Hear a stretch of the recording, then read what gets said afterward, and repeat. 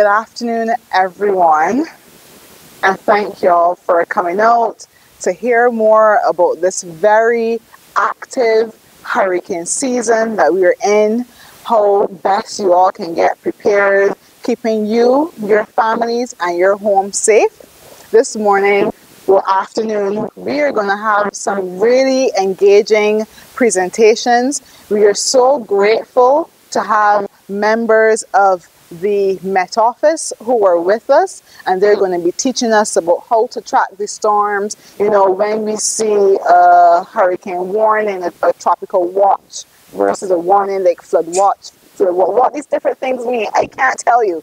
So we have their help today, and we also have the Department of Emergency Management, better known as DEM. They're also going to be with us, teaching us how we can really get prepared and how we're going to be putting together plans, how to plan for your family in case of a disaster, how you should evacuate safely if you need to. These are things that we need to really know every single year. A lot of times people forget. I forget every single year. Hurricane season is getting more and more active. We know climate change is a real thing, and as a vulnerable group, we have to stick together and we have to be prepared. And so this is what this session is all about.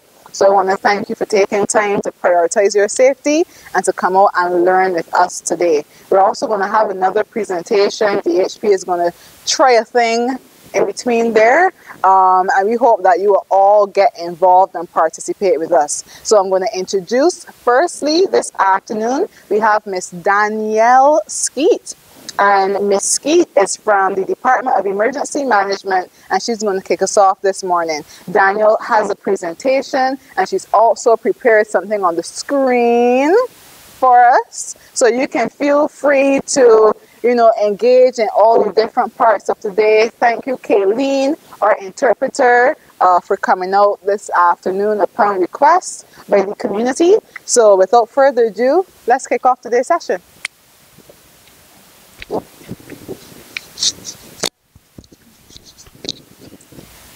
Good afternoon, everybody. First off, on behalf of the Director of the Department of Emergency Management, I just want to express my sincere thanks to the Deaf Heart Project for providing the department with this engagement, the opportunity to have this type of engagement with you. I am quite excited to be here, and I hope that you are as well. So I do have a prepared presentation, so I will ask you to follow along with the monitor. There will be a section at the end where I will be available to take questions from you. However, if there is a burning question while I am presenting, please feel free to stop me and I will answer the question for you as best I can. So our next slide. So just to give you a quick overview of what we're going to look at for the next 45 minutes or so. First, we want to look generally at what is a hazard. Then we're going to look at some hazard preparedness. What really is that? Then I'm going to show you a short video on how hurricanes are formed. And following that, we'll see another short video looking at the devastation of hurricanes. Then we're going to get to the practical things that you and I can both do in order to make sure that we are prepared in the event of a hurricane. Then we're going to take a quick look at our emergency shelters on the island. And then what do we do immediately after the hurricane? Because after, there's life afterwards. And what do we do? And then we're just going to summarize. So our next slide. So, what is a hazard? A hazard is a potentially damaging physical event, phenomena, or human activity that may lead to any one or a combination of the following. So, as a result of a hazard, you may have, and you can click, injury. There may be loss of life. You could have property damage, social economic disruption, or finally, they could be environmental degradation. All right? All of these, one or all of them could happen as a result of a hazard. Now, as a result of the hazard COVID-19, which we're pretty all sick of hearing, talking about by now, we saw the loss of life for sure, as well as social and economic disruption. We did see that as a result of COVID-19. As a result of the passage of Tropical Storm Brett a couple weeks ago, we would have seen some property damage. We would have seen some environmental degradation. So there would have been some trees that fell. Some crops may have been damaged as a result of Tropical Storm Brett. And as a result of Hurricanes Irma and Maria, if we cast our minds way back to 2017, we saw all of those things there. There was injury, there was loss of life, there was property damage, there was definitely social and economic disruption, and there was indeed environmental degradation. Now, we have no control, you can go to the next slide, over the natural hazards in terms of their frequency or their intensity. All right, we have no control over that. However, it's going to happen, so we need to know what we need to do to prepare. Now, man-made hazards result from our own interaction with the environment. And simply by living here in Barbados, we've accepted the risk of these hazards, which I have listed. I'll read them out because they may be a little small.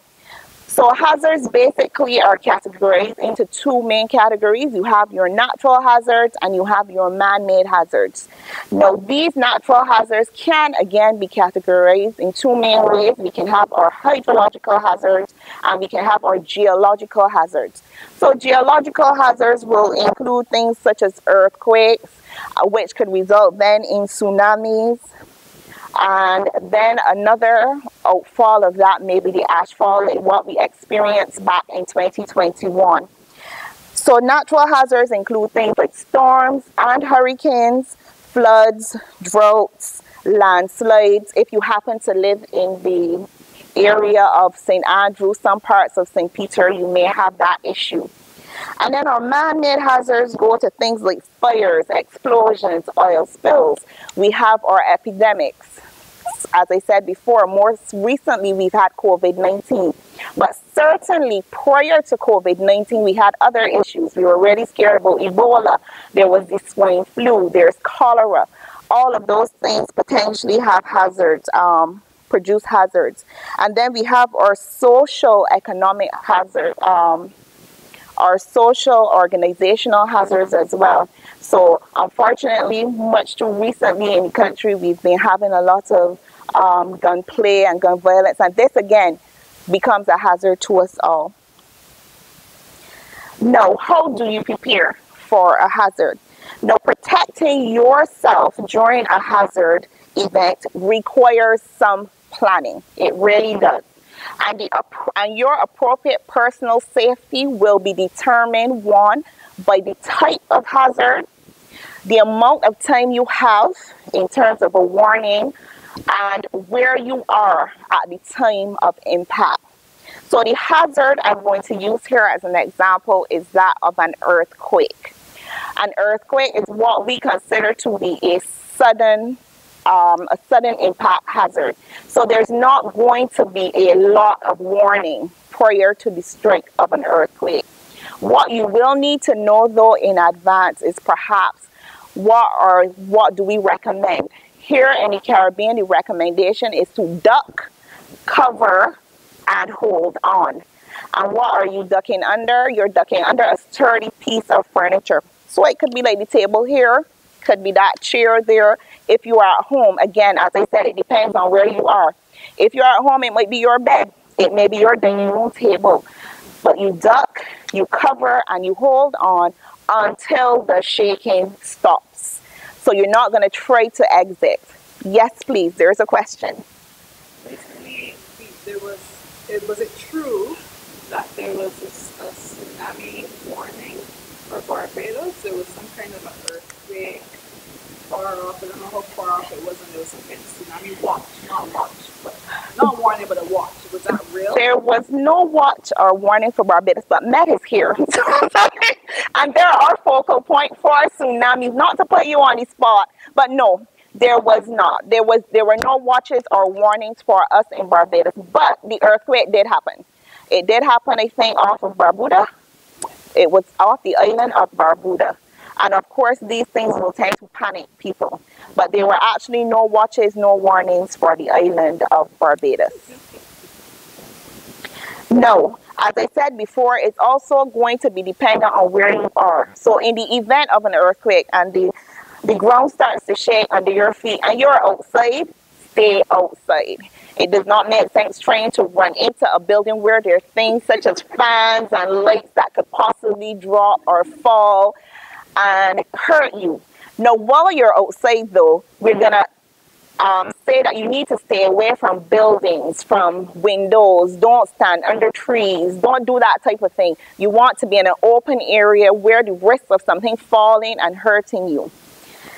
Now, the hazard, though, that I want to focus on, and I will focus on this afternoon, of course, is the hurricane hazard. Because as you are probably aware, we are very much into the hurricane season, which would have started on June 1st.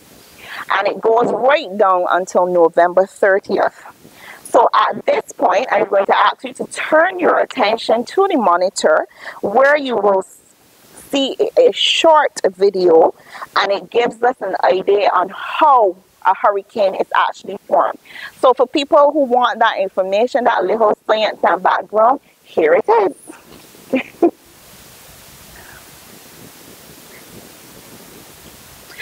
They can't see the close. Oh, okay.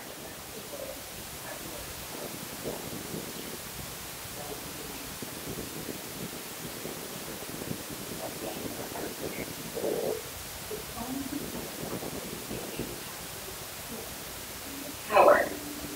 In the Atlantic Ocean, hurricane season peaks during the late summer months when tropical waters are the warmest. Hurricanes form from a cluster of thunderstorms that suck up the warm, moist air and move it high into Earth's atmosphere.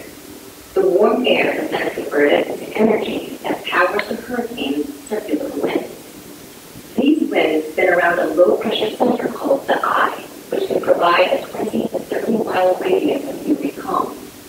Encircling it is the eye wall, a towering ring of clouds with some of the fastest wind speeds of the hurricane. Surrounding the eye wall are curved bands of clouds, the rain bands, often tens of miles wide, moving with sheets of rain and sometimes tornadoes. When a tropical storm winds reach at least 74 miles per hour, it becomes a hurricane. The hurricane then receives a category ranking of 1 to 5 on the Saffir-Simpson scale, based on its wind speed and potential damage. But wind speed isn't always the most dangerous component when hurricanes come near land. It's storm surge.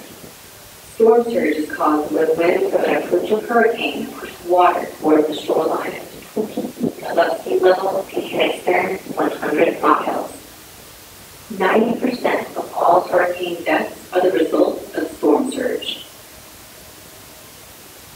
While hurricanes can cause mass devastation, just like other natural disasters, they serve a higher purpose within the global ecosystem. Hurricanes help regulate our climate by moving heat energy from the equator to the poles, keeping the Earth's temperature stable.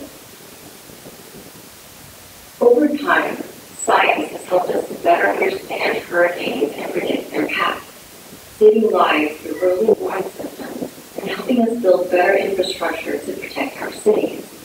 The more we study these complex storms, the better we can prepare for them and minimize their impact on human lives. So now we've seen how the hurricanes are formed. Now we will take a look at the potential devastation that these hurricanes can produce.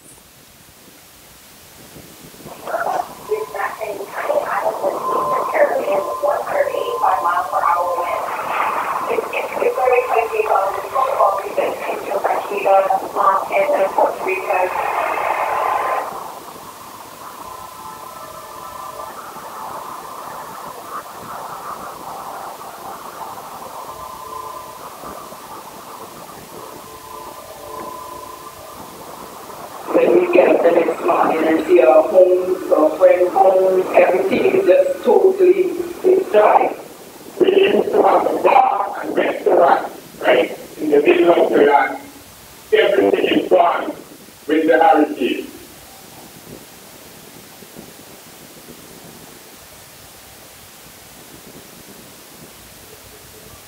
There are any schools and where there's nothing yet. They do understand and have teachers in this school. They don't say nothing to them at the moment, but I just hope that they will get into the learning.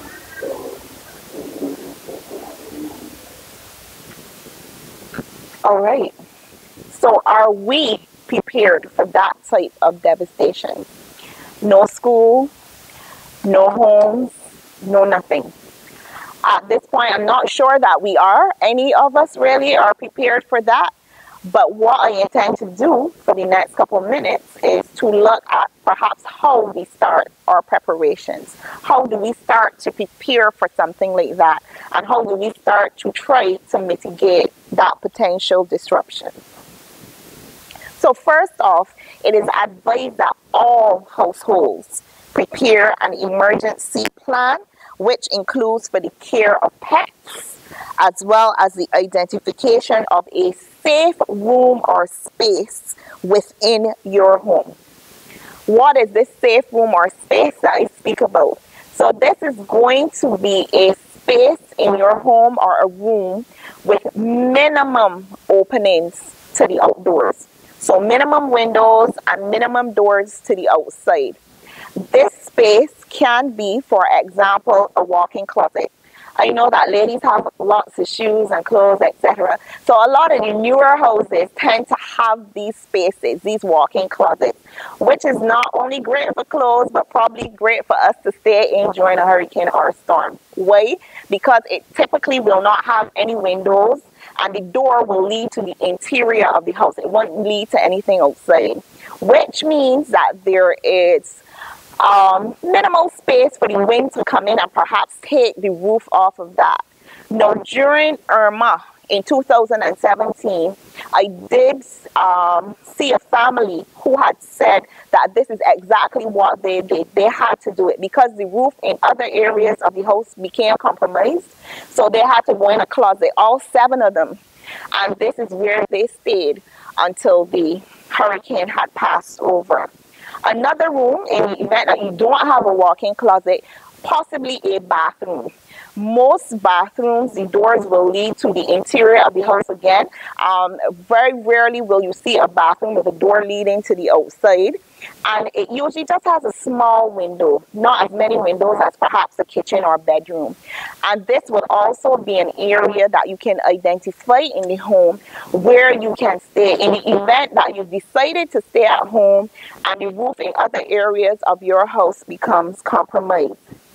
In terms of your pets, right now, and I'll talk about that a little later, we do not have any public shelters that allow you to take your pets with you.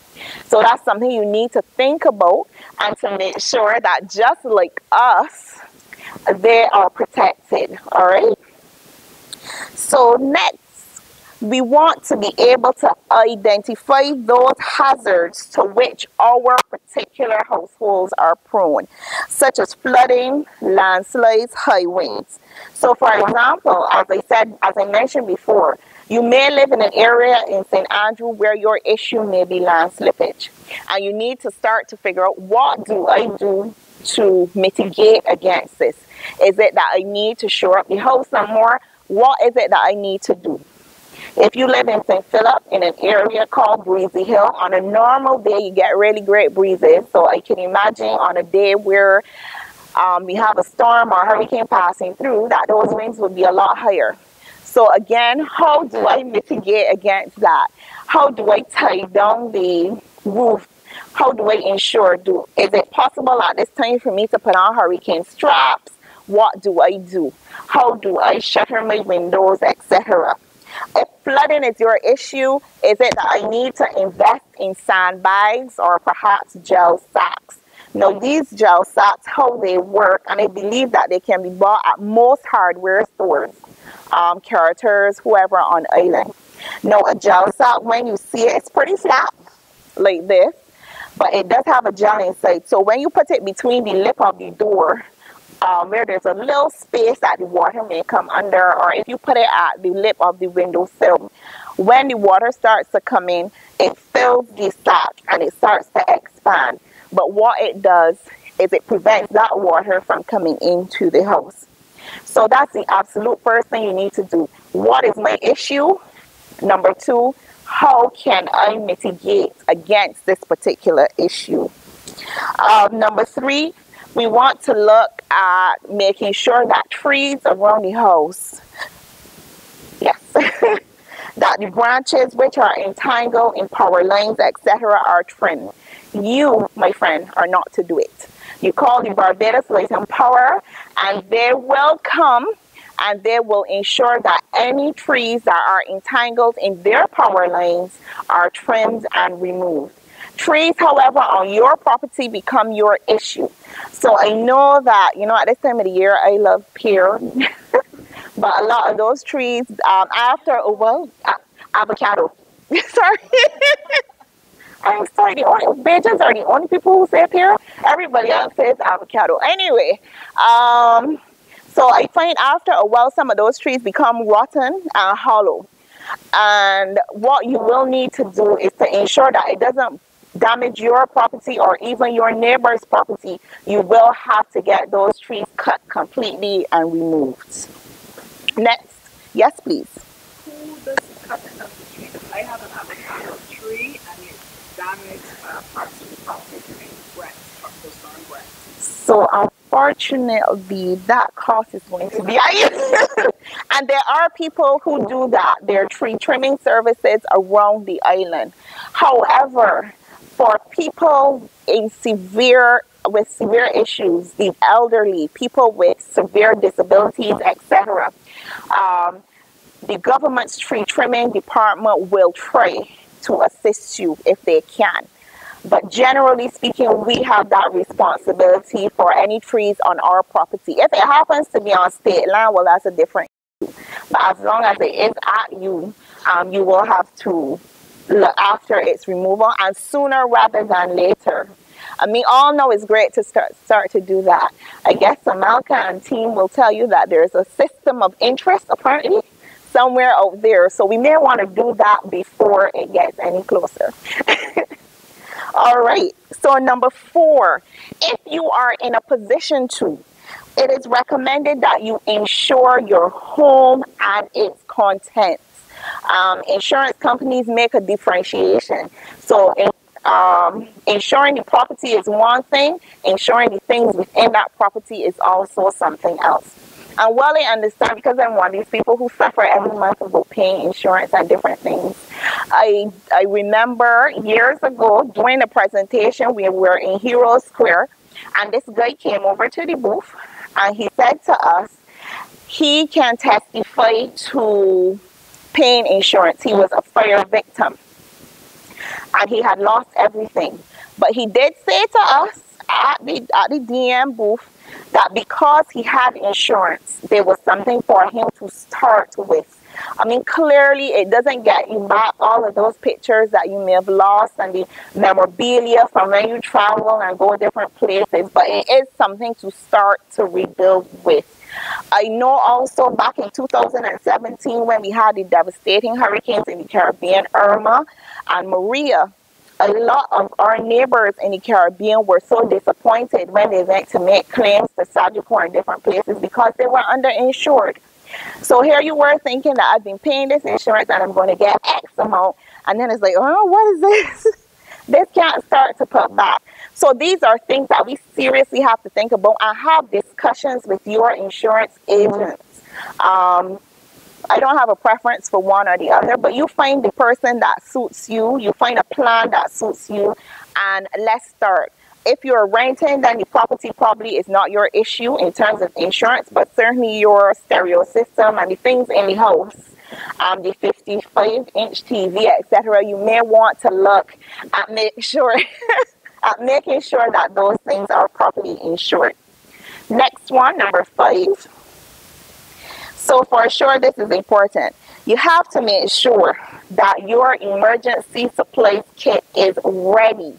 And this kit has to include adequate supplies of non-perishable food, at least enough for 3 days.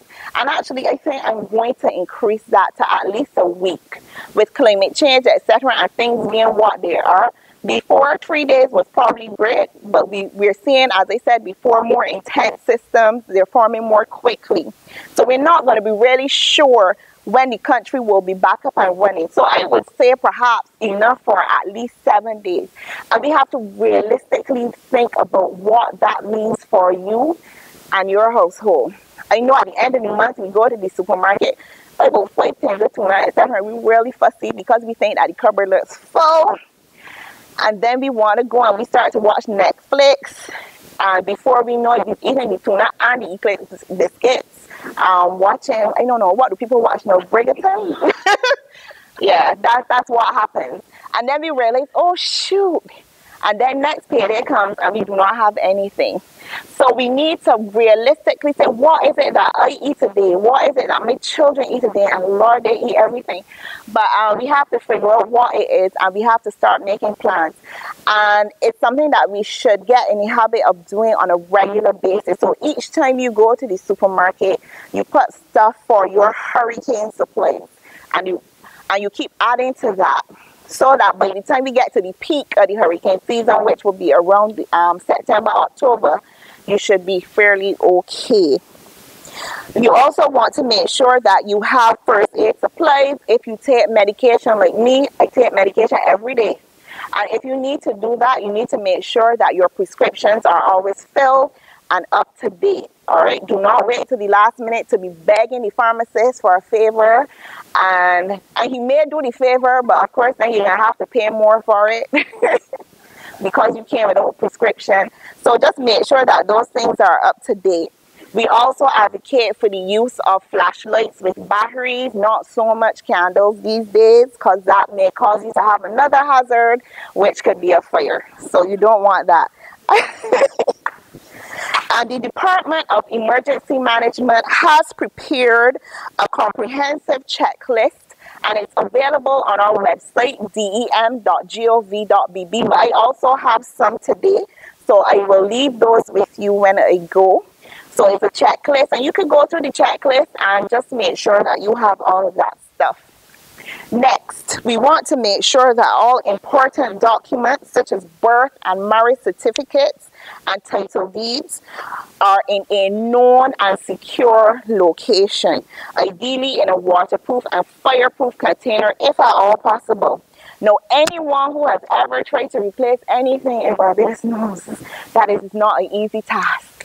I have tried to replace some things myself. They want to know what you had for breakfast yesterday, what you had 2 years ago. It really takes a long time to get these things replaced. And you want to make sure that you have everything in place. I will tell you, after the passage of Hurricane Elsa in 2021, the government of Barbados did try its best to assist some persons who had lost their homes completely. The challenge was with some of these persons was that they told us, well, this is my land, but they had no proof that the land was theirs. So therefore, you cannot get the help. So people are saying, you know, we have not gotten any help, but sometimes you don't know what the backstory is. And the government will help you, but you need to show proof that this is your land and that you can actually build on it. Because then the government goes and puts something on the land and somebody comes out of nowhere and says, oh, thank you. Thank you for putting this house on my land, and then we are in further problems. So what you need to do is to make sure that all of your documents are safe and secure. Because once things get back to normal, you want to make sure that you yourself can be up and running in the most efficient way. Number 7. So we talked about this kind of sort of. You need to know where the emergency shelter closest to your home is located in the event that you're going to go to an emergency shelter. Again, a full list of shelters is available on the DEM's website, dem.gov.bb. But I also have a handout that I will give you. Yeah, lots of paper for you today. And as I said before, no pets allowed. So you need to start to consider, what do you do with your pets? What I will tell you is that we do not advocate for the tying up of pets. Don't leave them tied. Let their animal instincts kick in. Animals can sense if there's going to be danger, etc. And if you leave your home and leave your animals tied, and then there's flooding in the area, etc., they cannot escape to safety. So we do not advocate that you leave them tied, even if you leave them on the outside, even if you leave pots of water, etc., around the house so that they can come back and get to it. But we do not advocate that you leave the animals tied. Yes, there's a question. If I have Sparky, if I have Sparky, I want to take Sparky with me. The same way I pack food and essential items for 7 days, can I pack? What should I consider packing for Sparky? So the exact same thing. He's a member of the family too. He's family. So just like how you're going to prepare for your family, you have to prepare for the pets. Right. However, remember, you're not taking Sparky to any government shelter because he will not be, unless, of course, perhaps he's a CNI dog. That's probably the only way you're going to get him in there. So maybe you will talk to local kennels, etc. I know that when people go abroad, sometimes they leave the animals at shelters till they come back. You will have to see. I don't know if that will be allowed during a storm or a hurricane, but it's something that you can check out, because clearly they will have the facilities and space to house the animals. So you would have to find out from them if that's something that they do. But other than that, as I said, I would advocate that you leave food in locations that the pet is accustomed coming to, and leave them untied if you can do that. If you can do that in your home. Of course, if you have a pit bull or something, no. You're not leaving it untied to come for poor Danielle. But it's something that you seriously need to think about. And even if you leave it in a cage, maybe you have to leave it with enough room to, walk about. All right, number 8, bring all objects, patio furniture indoors. For example, patio furniture, children's bicycles, footballs, garbage bins, things that go flying in the wind, and then you cannot find them later, or worse yet, they cause injury to you or somebody else. Things, obviously, that cannot be brought inside, like your water tank. You just need to ensure that it is securely in place, and again, that it doesn't go rolling anywhere and causing damage to people. Keeping in that same frame of mind, number 9 speaks to keeping your environs free of debris. I've said it before, we tend to be very sentimental about things. So this is the car that my daddy gave me when I first got my license. I am 60 how much years old now, and I still have this car. Where are we keeping it? I'm not sure. It doesn't drive. It probably will never drive again. Same thing. We have stoves and fridges outside. Why? Not sure. They're not working, but with my first paycheck I ever got, I bought the fridge, so I somehow don't want to get rid of it. And these things tend to, again, they become missiles during high winds, and they also store water and collect water. So there's stagnant water sitting down in the bottom of the stove and different places, which then creates the other health hazards, dengue, chikungunya, all these things that come from insect-borne diseases. So we want to not keep this debris around our houses, but we do want to dispose of it properly. I'm not by any means recommending that we take it and throw it in a gully or anything like that. You call the sanitation service authority and they will send a skip or something. It may come at a minimum cost, but you dispose of those huge items properly. Number 10, Follow credible sources for progress reports and official instructions.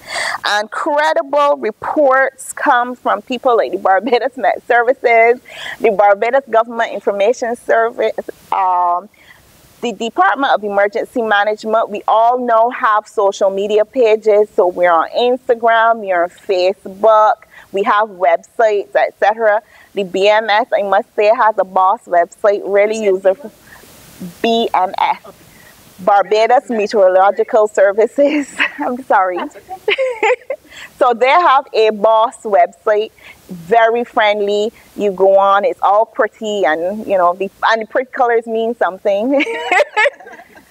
So I think what yellow means that we're on alert, be aware, right? So I'll leave them to tell you all about it. But follow these sources for regular and credible updates. I know we get a lot of information coming from abroad, etc., which is great.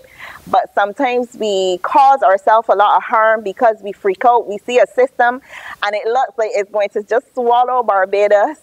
And we start to freak out and say the Met Office does not know what they're saying or what they're doing, but they do. These guys and girls are very knowledgeable about what they do, and they're very good at what they do. So we need to listen to them. Now, how many of you have the cap.cap app on your smart devices? On the screen. Cap.cap. Just said cat. Sorry. On your smart devices, by show of hands, how many people have the cap? No. They don't know what it is. Oh, it's on the... Oh, okay. Well, today I'll tell you what it is, and hopefully by this evening when you get home, you will have it downloaded. So the cap.cap is the Common Alerting Protocol-based emergency warning system. It relays messages in real time, and it comes from bona fide focal points, again, such as the Barbados Meteorological Services. And guess what? In these hard times, the app is absolutely free. So it is free from the Google Play stores if you have an Android. And if you prefer the iBrand, then you can go to the Apple Store and get that downloaded for free. And you can also sign up for notifications through the DEM's website. I know that the BMS also has an app, but I guess you will talk about that in your presentation. So if we can just show them the video, so it just shows you how and where you can find the cap.cap app. Oh, I know what happened. She has to play as a separate. Can it be bigger? Yes. Yeah, there you go.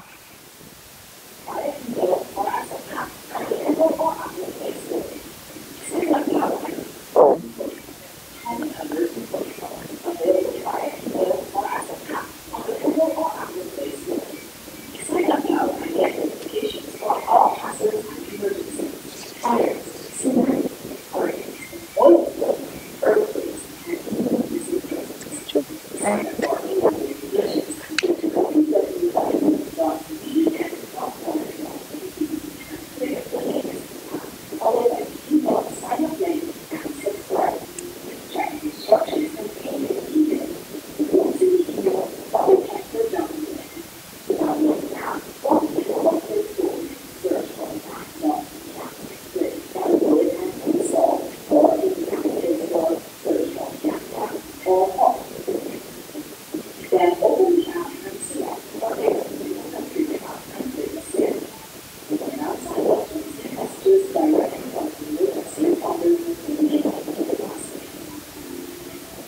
All right, so that's the cap.cap. So I hope to see maybe 15 more people added by tomorrow morning. All right, and finally, in terms of our mitigation and preparedness, I encourage you to engage with the district. Oh, thank you. Oh, I forgot, because I had it as a hyperlink, but it didn't work.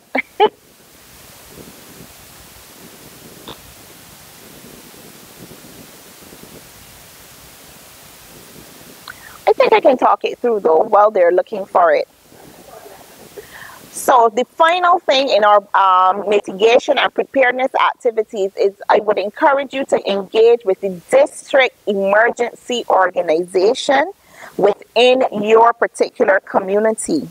Now, district emergency organizations are commonly referred to as DEOs, and they're the volunteer arm of the Department of Emergency Management. And they're literally our eyes in the community, and anybody can be a member of that organization. Now, there are 30 district emergency organizations assigned to constituency boundaries across the island. And the DEO is really a wealth of information with regards to local hazard preparedness efforts. All right. Now, to find out the district emergency organization to which you belong, you can go to our website again, and you can sign up online to be a part of the district emergency organization, and then you will be contacted via email in the first instance so that we can begin to have those conversations with you. All right, and we want everybody to be a part, so we don't discriminate. Everybody can be a part because everybody has something to contribute to community disaster management and preparation. So the next slide looks very quickly at emergency shelters on island. So there are two categories of emergency shelters in Barbados. Category 1 and 2, and this has no relation or correlation to the categories of hurricanes that you would have seen in the video earlier. So there are 5 categories of hurricanes. Category 1 being the least severe of the hurricanes, and category 5 being the most disastrous of the hurricanes. However, we only have 2 categories of shelters in Barbados, and basically the category 1 shelters are those shelters which can be used during a hurricane or other emergency event, whereas a category 2 shelter is used only after the hurricane or other hazard event has passed, and provided, of course, that it is still in good condition to be used as a shelter, sorry. Let me just say, emergency shelters are not just used for hurricanes. Let's get that out there. So for example, some years ago, there was a chemical fire at McBride's. A lot of the smoke, etc., was in the atmosphere, and it was going downwind of residents. And some shelters were open at that point to allow people to leave their homes and go into the shelter. Outside of that, category 1 shelters are assessed every year, and these shelters are assessed by a team of very capable persons. So DEOs are actually a part of that team. We have representation from the National Council of the Disabled also on that team. We have engineers, we have representatives from the Ministry of Health, all to ensure that these shelters can actually be used as accommodation during the passage of a hurricane. Now, category 2 shelters, not necessarily that they're not in a state that cannot be used, but there are certain things that we're looking for in terms of sheltering. So, for example, you want that your bathrooms, etc., are in the same accommodation. Now, you will be told up front that during the passage of a hurricane or a storm, you are not able to leave home. You need to stay put. A lot of the shelters that we use are public schools. Some of the schools have fantastic halls, etc., which can accommodate people for sleeping, but the bathrooms are across the courtyard. So that is why for some schools you will not see them as a category 1 shelter, and they've been downgraded to a 2, which can be used after the fact. So I hope that's pretty clear. Now this year we have 30 category 1 shelters, and of those, 22 have been identified as having wheelchair access. So there are 30 of them, but 22 have wheelchair access. And again, the full list of these shelters I will give to you before I leave, but they're also found on various websites. So they're on the DM's website, also on the Barbados Government Information Services website. However, I'm going to remind you that your first option should be to seek shelter either at home, and if you cannot for whatever reason, to get lodging with friends and family. As I said before, there are only 30 Category 1 shelters identified this year, and really that's not enough for a population like Barbados, who has just about 250,000 people. And added to that, on any given day, we could have 10,000 or so more tourists on island. So it's not going to be a brongy camp. It's not going to be so much fun going into a shelter with people that you do not know, and from all walks of life. So we would recommend, if you can, and only if you can, that you seek refuge with friends and family. But of course, if you cannot do better and you think that your house will be compromised, we advise you to beforehand, when you're writing your family plan, to identify that public shelter which is closest to your home. The next slide just gives you a rough estimate of how the shelters are spread out. So not a whole lot. I don't know how well you can see them. So the parish of St. Michael has the most Category 1 shelters. St. Michael has 8. And as you would imagine, St. Michael is one of the more densely populated parishes on island. So they have 8. But parishes such as St. John, St. Joseph, and St. Andrew only have 1 Category 1 shelter. And you should note that the shelter closest to your home may not be in the parish that you live in, if that makes sense to you. So you may actually live in a part of St. Philip where the Category 1 shelter in St. John may actually be closer to you than the shelter in St. Philip. You may. So that's why beforehand you need to prepare. And as I said, I'll give you a comprehensive list of those Category 1 shelters before I go. Next slide, just to talk briefly about the health-related protocols for Category 1 emergency shelters. So definitely during the height of the COVID-19 pandemic, there were quite a few restrictions and regulations in terms of entering a public shelter. So these days, wearing a face mask while in an emergency shelter is optional, except for persons with new onset respiratory symptoms, and you must wear a mask in that event. So if you go into a shelter and you're coughing and you're sneezing, etc., you will be required to put on that mask. They will not take any risks with you, so you need to have those masks on hand. Unlike before, where you had to be sanitized upon entering a public shelter, while that is no longer mandated and it is an option, it is still highly recommended that when you go into the shelters that you take your hand sanitizer and that you practice frequent hand washing, etc. Because remember, you're going to be in very close quarters with strangers and people that you probably don't know too well.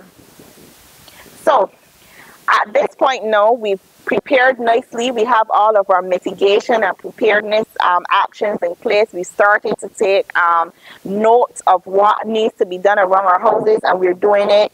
We know all about the shelters. So the hurricane may now be over. So it's gone away. The all clear has been given. And let me just say, the all clear does not necessarily mean all safe. It just means that the Met Office has said to us, the system has passed and is no longer posing a threat to the island. But now we have to see what dangers may be out there. So you can keep your loved ones safe after a hurricane by adhering to some of the following tips. So the first one, next slide. You need to be careful in and around damaged buildings. Now, hurricanes can damage buildings, as we've seen. It not only damages them, but sometimes it totally flattens them and destroys them. And it makes them unsafe. So you're expected to leave your home or any building that you find yourself in after the hurricane.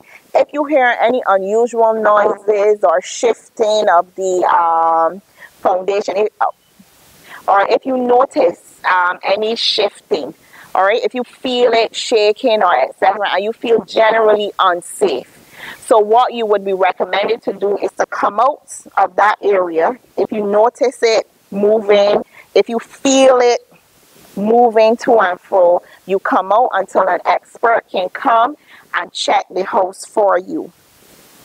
You are also requested to stay out of flood water.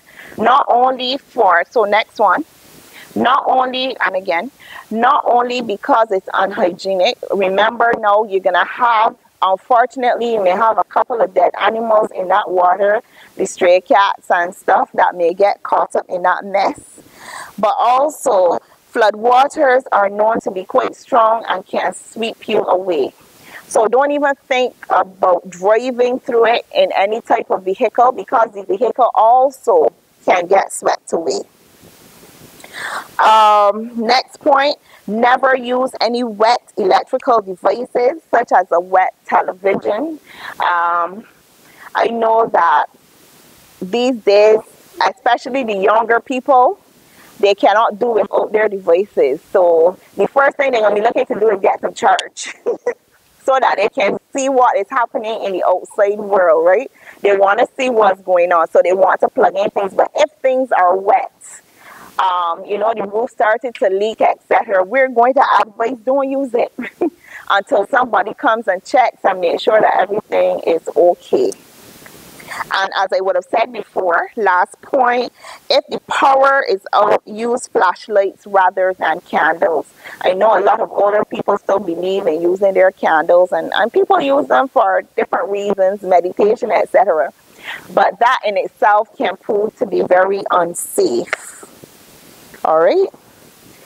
Next one, stay away from fallen power lines. So if you see any fallen power lines, you report it to the Department of Emergency Management. You can call the Barbados Light and Powers hotline. You can send an email. Just let us know that something is wrong, that there's a fallen power line.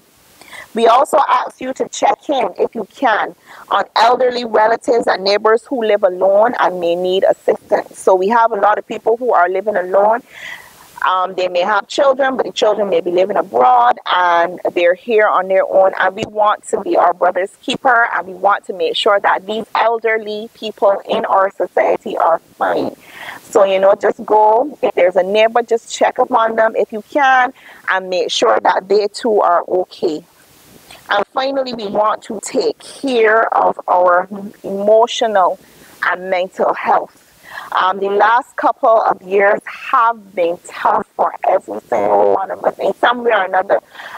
There were none of us that came out unscathed after the COVID-19 pandemic. I'm pretty sure that most of us will know somebody who has died as a result of that.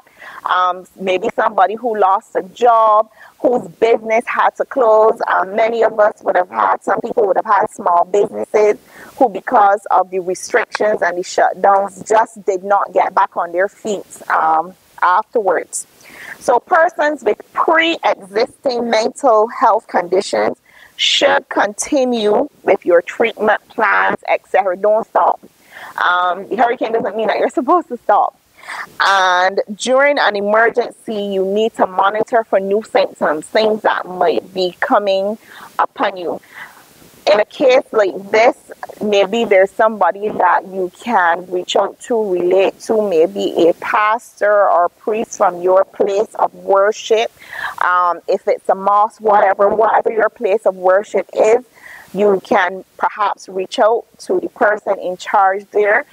The Ministry of Health, I believe, had a hotline set up that where people could perhaps talk to you, set up to see you in person and have some type of discourse on what is the issue. So we need to continue to take care of our emotional and mental health. So I'm coming to the end swiftly. So So we're going now just to, pretty quickly summarize what I've said. I've said quite a bit. So know your risk, and you need to mitigate. Identify what those risks are to your homes in terms of what is the hazard that I am most afraid of. Is it going to be flooding? Is it high winds? Is it ashfall? Do I have the things to mitigate against this? Do I have my shutters in place? Do I have sandbags? Do I have insurance? Do I have adequate insurance? Things like that you need to start thinking about. Review and update existing family plans as necessary. And if you don't have a family plan, it's not an issue. You can start that today. You can start to put that together today. What is my plan for me and my family? Where are we going to go? Where are we going to stay? How are we going to get there? Things like that. Because it's one thing to know where the shelter closest to your home is, but have you made arrangements to get there? How are we going to get there? It's 6 of us in the house, and we're going to need some type of transportation to get us and our supplies there.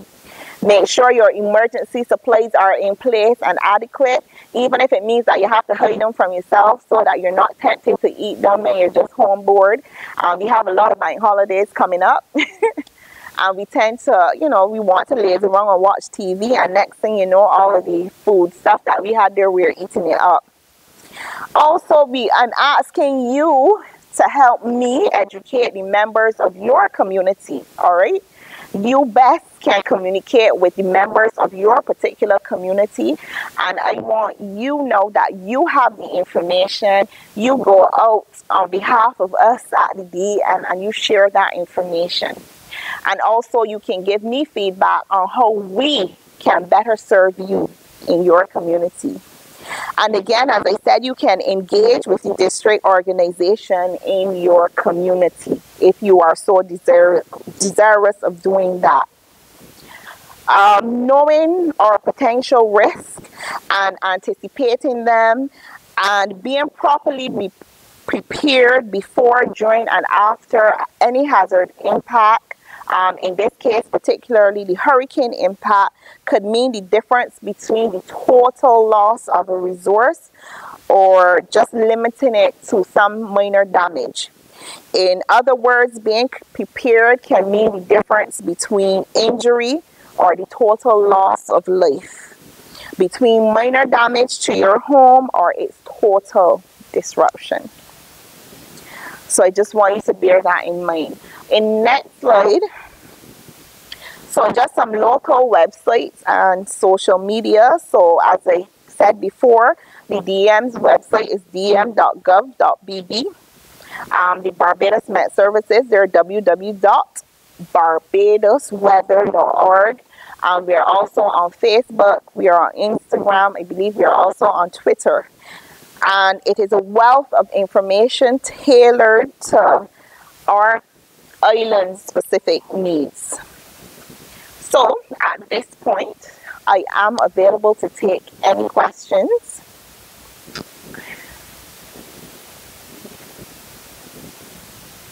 Saying over my question. My question is, I was thinking, if somebody deaf want to be involved in DEM for volunteering, if there's a big hurricane impact or earthquake or anything happens, the DEM can contact the deaf community, who the volunteer members of the deaf community, and get them to help check, with the deaf houses, the different families, discuss, what may or may not have happened.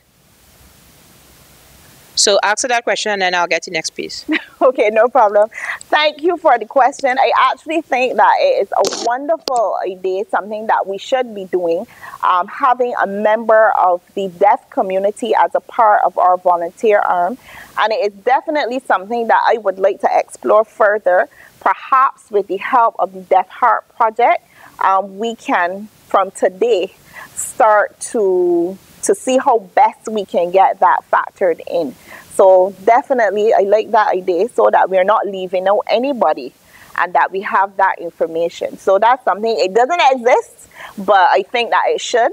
And it is definitely worth us having further discussions. So that can definitely happen, and I know she and team will make sure that Danielle does not forget. Perfect. And also, the other question is,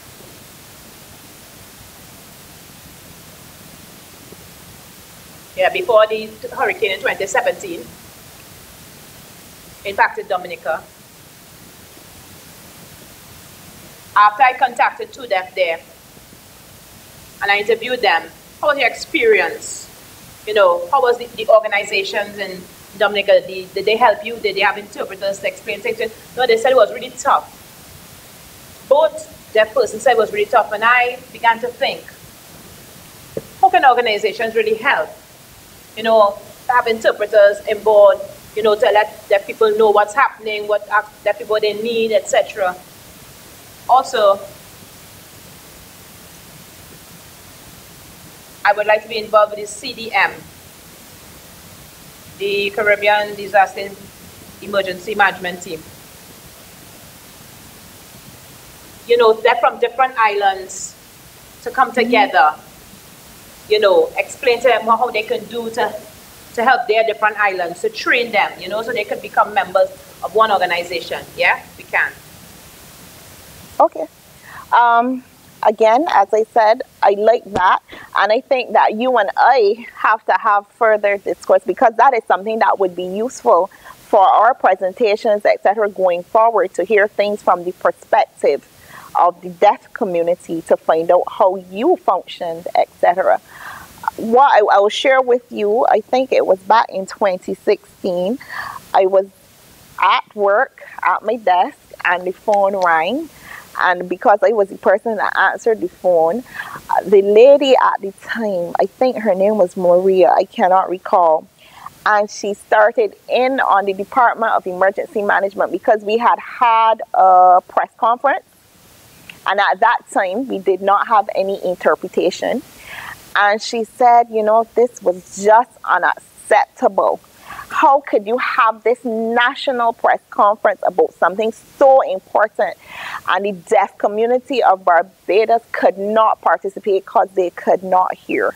And it resonated with me, because I was the person who answered the phone. I will tell you, from that day forward, anytime we have a press conference, there is interpretation for the press conference. And it's a small thing, but what is important is that we who are different have to know and to understand. You know, it wasn't something that was done deliberately, but it was just that it was not something that we had experienced before.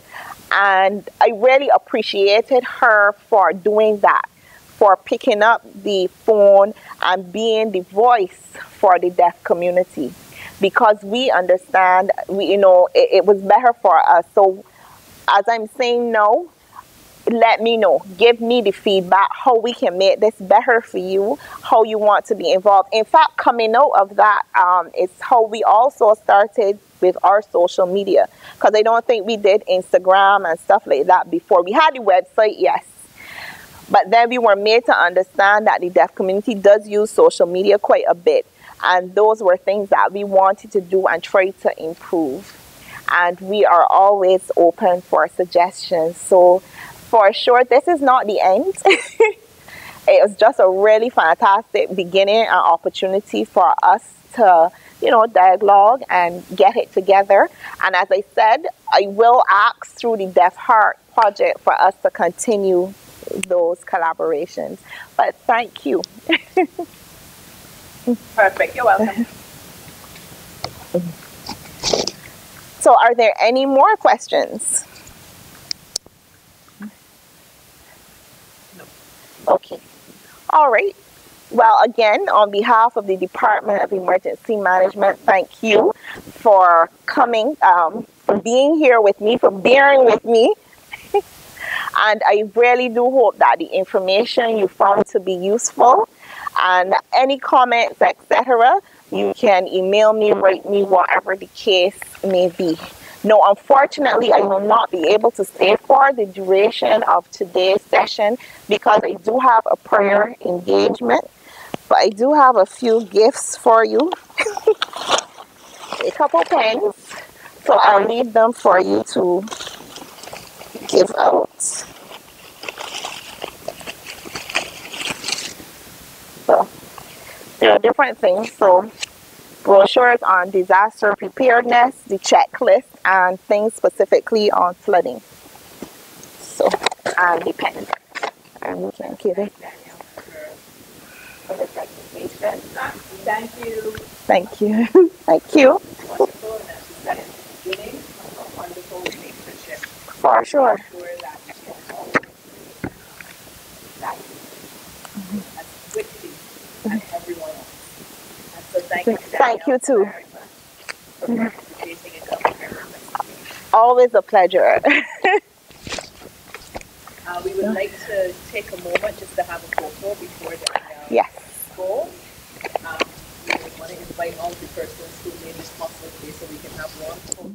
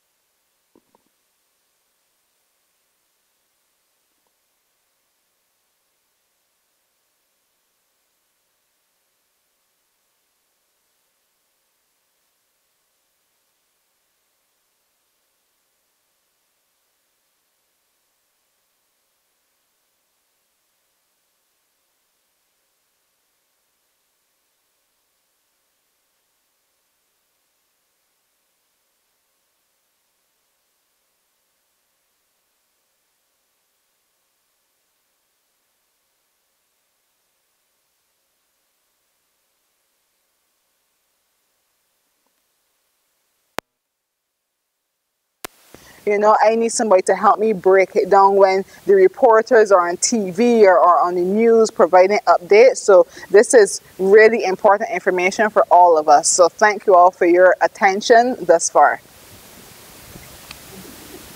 Good afternoon, everyone. Yes, good afternoon. Good afternoon. I am meteorologist Sharice Brathwaite. And my name is Nkosi Motate, and I'm currently acting as a meteorologist at the Barbados Meteorological Services. So I've been at BMS, this is about 3.5 years. I would like to say something soft in my ears. Oh, sorry. I've been at the Met Office for about 3.5 years.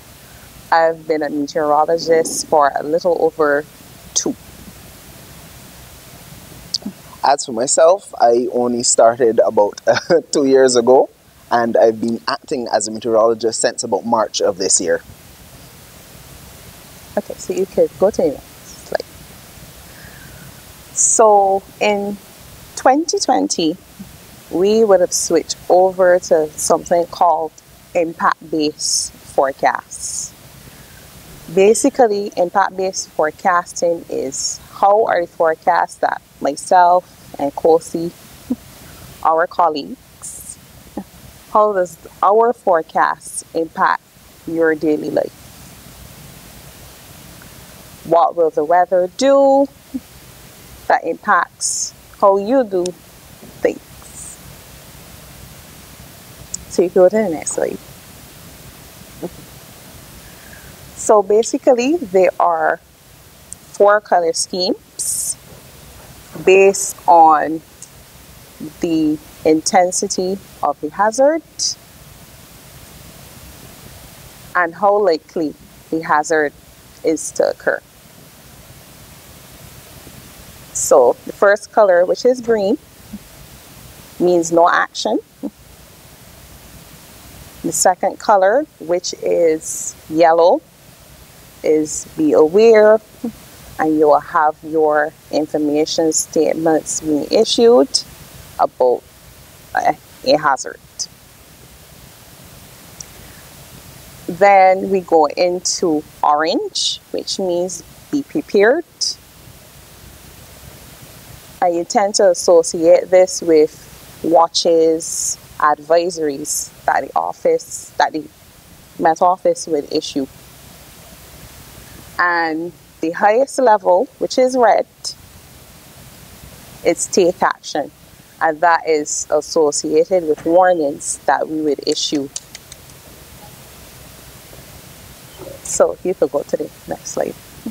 Okay, so here basically we see the hazards that the Barbados Met Services covers and will obviously advise the public of Barbados about. So first off, we have the excessive rainfall. We then have high winds, marine, basically dealing with our swell heights, the heights of the waves around the island. Then we have haze, that is basically Sahara dust haze. And of course, the volcanic ash would be included in that and those advisories as well. Then, of course, we have the severe thunderstorms, the thunder and lightning. And then, of course, as was stated in the previous presentation, we are the focal point for the earthquakes. And we are the ones who would issue those tsunami watches and warnings. Next. So, first off, we have here excessive rainfall.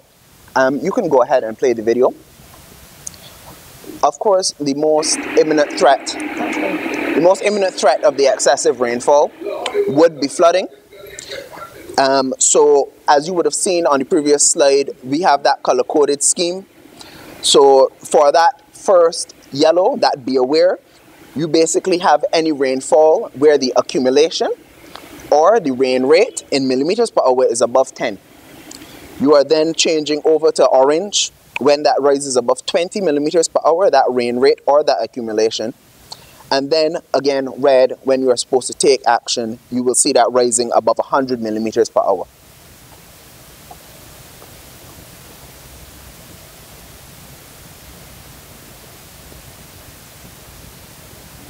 Again, next up, the winds. This video is actually taken at the airport. It is during Tropical Storm Tomas in 2010. Similarly, as you would know, these high winds can topple power lines, can cause damage to roofs, obviously, and then this infrastructure, this blockage of roads, this would be a problem for the island.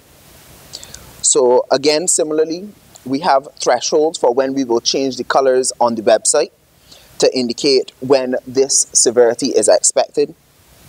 We go up to 25 knots or 46 kilometers per hour. That is when you will see it change to yellow for be aware. You'll see it change to orange around 30 knots or 56 kilometers per hour when we are expecting winds of that strength. And then 35 knots or 65 kilometers per hour when we are expecting, when we need you to take action for an imminent threat. So finally, for my part, we have the marine forecast, the waves and the swell heights. This video, I believe, is from St. Lucie.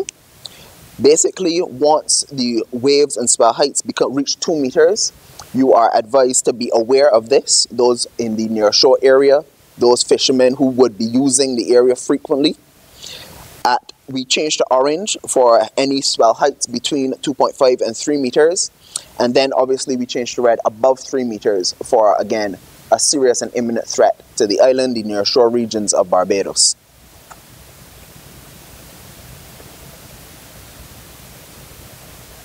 So next is for dust haze.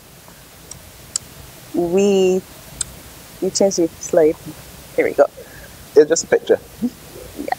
I actually took this picture in 2020 when we had a really bad Sahara dust outbreak. It's in Haggett Hall. So usually you can see the hills in the distance, but in this picture you can't. Which leads into the thresholds for dust haze. So dust haze, when there is no significant dust haze, you can see very far out around you. When we get to alert level yellow, which means be aware, we can see some of the dust particles in the atmosphere, but visibility is still pretty good. We could see more than about 15 kilometers. For alert level yellow, we would issue a dust haze advisory, and the visibility is less than 10 kilometers, but greater than 5 kilometers. Yes, please. So I have friends who suffer from sinuses really bad. And before the advisory or the warning comes out, they seem to have picked it up. So I actually, she's right over there. And, so before the advisory comes, she would say there's an advisory coming. Like, what's going on? Basically, our visibility thresholds, and therefore when we would put out the advisories and watches and warnings for haze, are based mainly on the aeronautical side of meteorology. So as far as taking into account those persons, how little would actually affect someone with any respiratory issues, we're still currently working on implementing that into when we do send out these advisories and such. All right, just to add briefly to what Nkosi mentioned, with the haze, we're also looking at impacts. So whether it is minor impacts, significant impacts, or severe impacts. So with yellow, you're saying be aware for minimal impacts. So yes, you would have some sinus problems during that time, especially if you are someone who suffers with really bad sinuses. But then when we go into the orange with more significant impacts, it would then impact more of the population, because even though you might not normally sneeze with haze, you will start to sneeze or you might need your medication. And with severe impacts, which is red, then persons who would need that medication for maybe a yellow be aware now may find themselves at the doctor's office or even hospitalized. So that's where you need to take into account the severity, and that's where the messaging would go. So the next one would be severe thunderstorms. So green, you can have thunderstorms, but then the amount of lightning that the thunderstorm would produce might not be as much. When you go up in color, so when you go to your yellow, your orange, your red, then the amount of lightning strikes that you have are going to be more. So the potential, there's a higher potential for hazard with more lightning strikes that you get. So that is essentially what we put out in terms of the severe thunderstorm impact-based forecasts.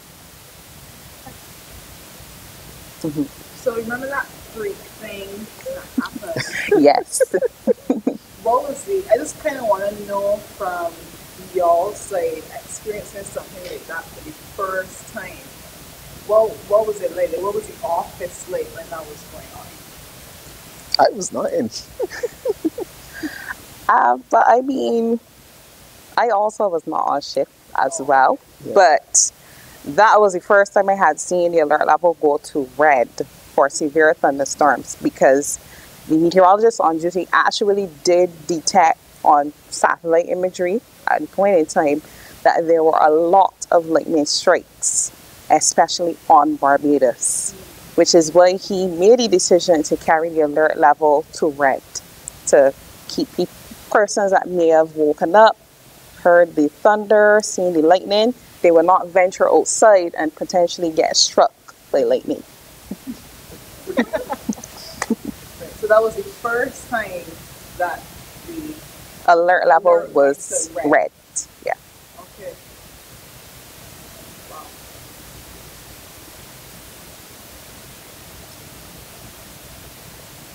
Question. It was lightning and thunder, correct? Yes, please. Yes, lightning and thunder.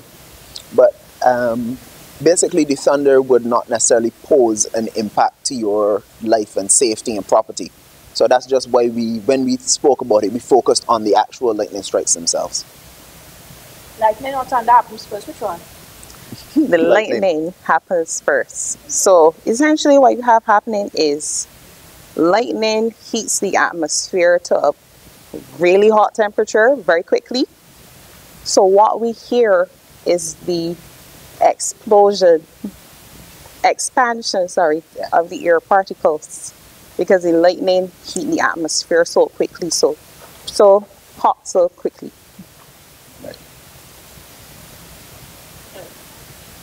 Question? Oh, it's nothing. Okay. Lightning could shock people. Yes. Yes, please. Lightning can kill Next time people. you see it, 2 of us will come.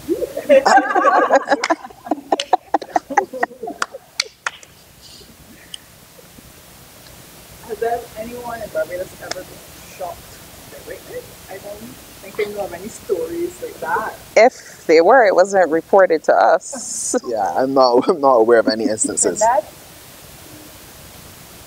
A lady was tired and she got shocked by lightning in Trinidad. You know about that?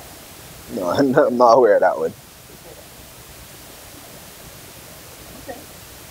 So I mean, that just emphasizes the whole reason why we have an impact-based forecast for severe thunderstorms.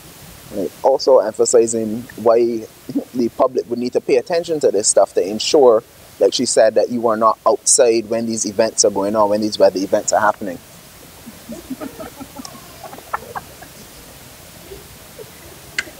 Any other questions? How would people know if they're outside? As we're going to get to further down in the presentation, we have, again, the CapCap app, which was mentioned in the previous presentation. The Met Office also has their own app. So whenever these alert levels go up, there will be an alert sent out to the cell phones. So that's how you would know if you're not necessarily watching the news or something like that.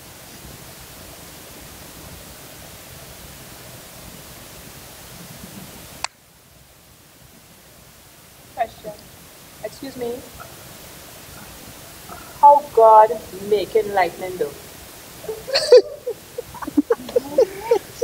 Please contact your local religious leader for the answers to these questions. I cannot help you with that one. I'm sorry.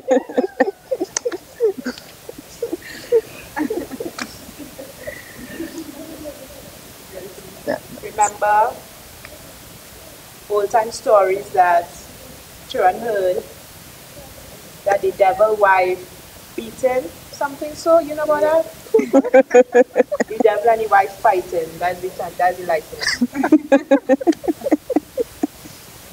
I have a question. If a person who wearing a hearing aid, you're supposed to take out the hearing aid if they see lightning and hearing thunder, is it dangerous? I don't know any specifics about the workings of hearing aids, so I wouldn't be able to tell you. But maybe the safest thing would be to remove it and store it in a safe place. Great question. Possibly, your technician might be better able to answer that. Because my understanding of how the hearing aids work is that it will bring your hearing up to what we would normally hear. So I'm not sure if the hearing aid would actually be damaged by the thunder. So or it would cause any harm to you. So I really wouldn't be able to say. That's something to ask your technician for sure. Oh, okay. Great question. Very, very good question.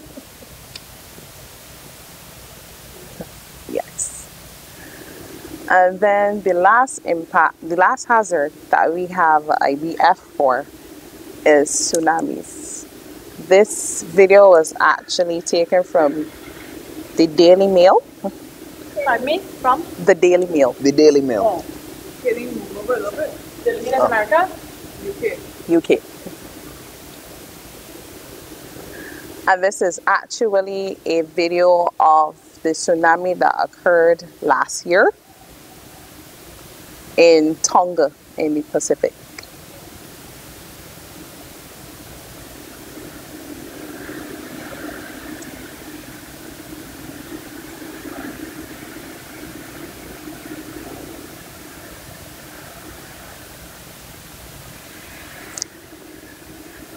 So basically, it's the same 4 levels.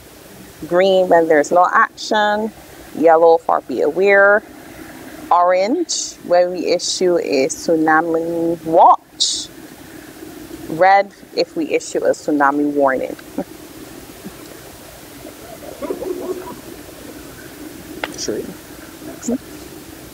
think she's asking. So that's only for people who live in near the, only for people who live in near the beach? The tsunami warning is only for people who live in near the beach? Yes and no. Obviously, it's affecting the coastal areas most, but Barbados is such a low-lying island, right? And it can also come through certain valleys, so not necessarily near the beach, but in low-lying coastal areas, those coastal parishes would be the most at risk. So where are we going then? Who handles that? DEIA that has set up the tsunami evacuation points. I know that they're present along the west coast. Their evacuation points. Right, of Spikestown and Holtown. I know that they're present down there. Yeah. I know they're present down there and they tell you how far inland you need to be. Right, but I'm not sure who the organization is. It's DM. It is DM. Okay. Yes, right. Thank you. And that will also depend on the lead time. The time between the earthquake happening and the actual tsunami waves getting to Barbados. So if something happens very close to Barbados, you will have a very short time to get to higher ground and further inland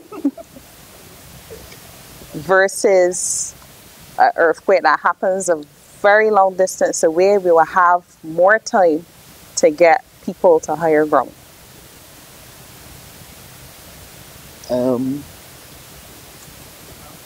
Right. It should also be noted, like with your question If earlier. all of sorry. Barbados people sleeping, what happened then? What happened that night? So we actually also have a bot. Oh? A bot.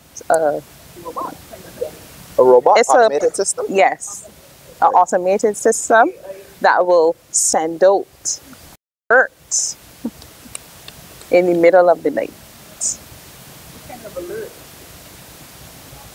The neighbor will take your stones float through your windows.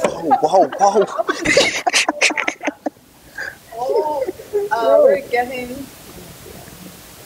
if the bot could be flashing. Right, it definitely flashes. Put up things around the country. Yeah. You were referring to the laptop, right? To the alert system for the earthquake. Yeah. Oh, smoker. Smarter. So you didn't say the airport flash. I think Samelka's going to help us with this one. Tons of I think maybe. Yeah.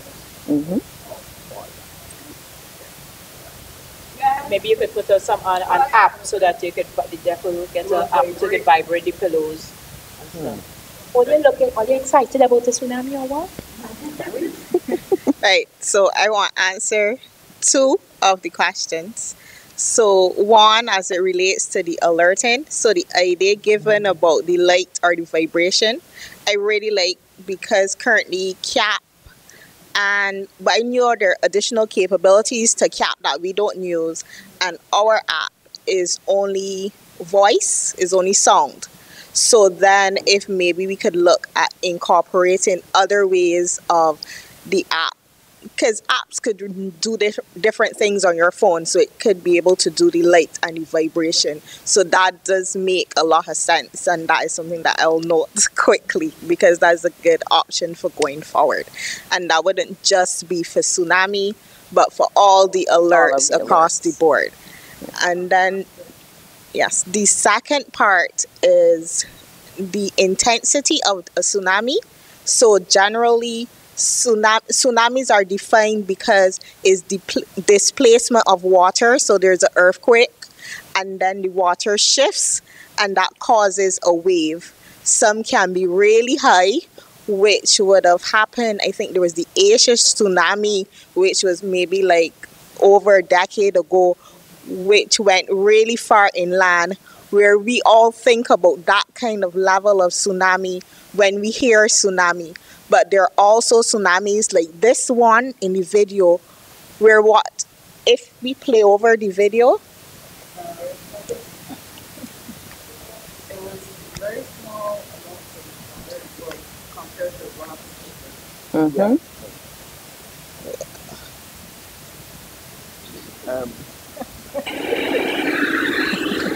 So pay special attention to how far up the water comes inland.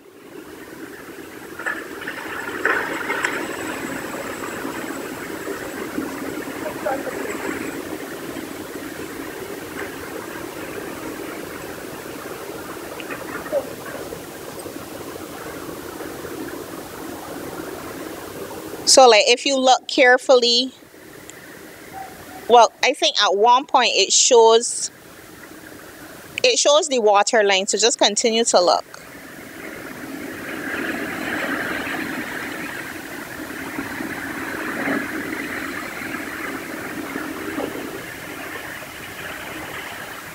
Right here, you see you can still see the grass and the trees. So this is kind of maybe the equivalent of when you're on the west coast or the south coast, the water coming over the road and then going into some of those properties. So that's not high enough that the whole of Barbados would be affected. And then and then there are some which are less impactful than this one, that would only affect the marine area, and it might just look like those days when the seas are choppy and then you having that wave action on the coast. That would happen. So I think Danielle mentioned it in her presentation about being prepared, because then if you're prepared, you kind of reduce that risk, because it might be a small one, so then you can move to your evacuation point. It might not always be that huge tsunami like what happened in Asia. Something else to note, as Shay I think asked before, every earthquake event does not trigger a tsunami event. And of course, tsunami events, as you saw in the video, do consist of multiple waves. It's not just one singular wave. It's multiple waves coming in. As the water reaches shore and pulls up, another wave will come in and cause that to go even further inland, or that water level to get even higher. So there still needs to be consideration for that. After that first wave, it does not necessarily mean the event is over, and that should be taken into account. Does a tsunami have its own version of an tide? When things are calm, it may seem like the water is now gone, receded back and things are normal, but then it could come back really, really big? No, I wouldn't say that it has its version of an eye. Like with a regular wave, you have your peaks and your troughs. So perhaps that is what you are describing, when the wave is there and then that space between and then another wave. Right. Or perhaps, as we know, like when tsunamis arrive, you tend to see the water draw back. Mm-hmm. But you will notice that you see that with regular waves at the beach. Yeah. So just because you see a tsunami come and then water draws back again, that does not necessarily mean again the event is over. How do I know when it's over? You will get alerts. Yes, you will get alerts from the relevant authorities. Okay. Okay.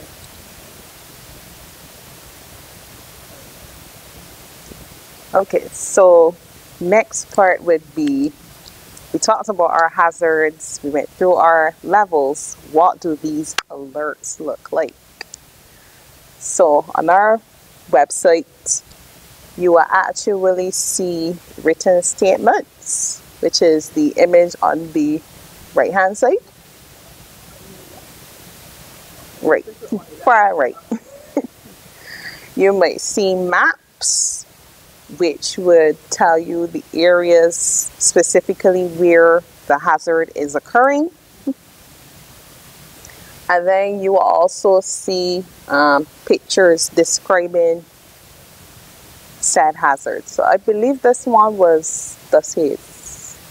Yes, there's a dust haze advisory. Okay, bye. Bye. Yeah, there's a dust haze advisory, orange color saying be prepared. Yes. So you can go to the next slide. Yeah. Next slide, we see. So where do we get our alerts? So like Danielle would have mentioned earlier, there's CAP. The Met Office also has its own alerting app called BMS Insight.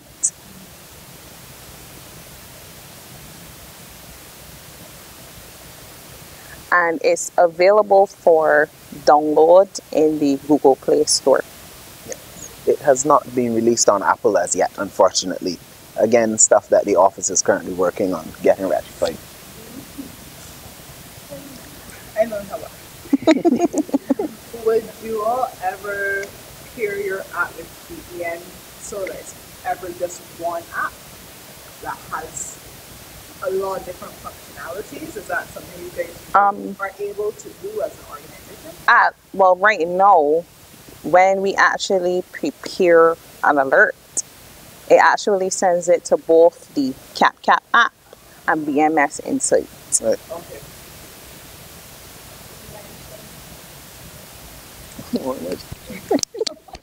I can take off my Okay. Right, so CAP is only for severe events. So that messaging goes out if there's a flood watch or a warning, if there's a tsunami, that's where you get, and as well as any other emergency messages, that's CAP. The Met Office app, yes, it speaks about, it has the alerts for our flooding and the hazards that Met Office does. But it also just gives you the general forecast. You can find information like what's the temperature like where you are, the wind speed. So it's more of a weather app. Yes, where DM CAP is the alerting app. So all of our alerts go to CAP, but you get that additional weather information from our app. Yeah.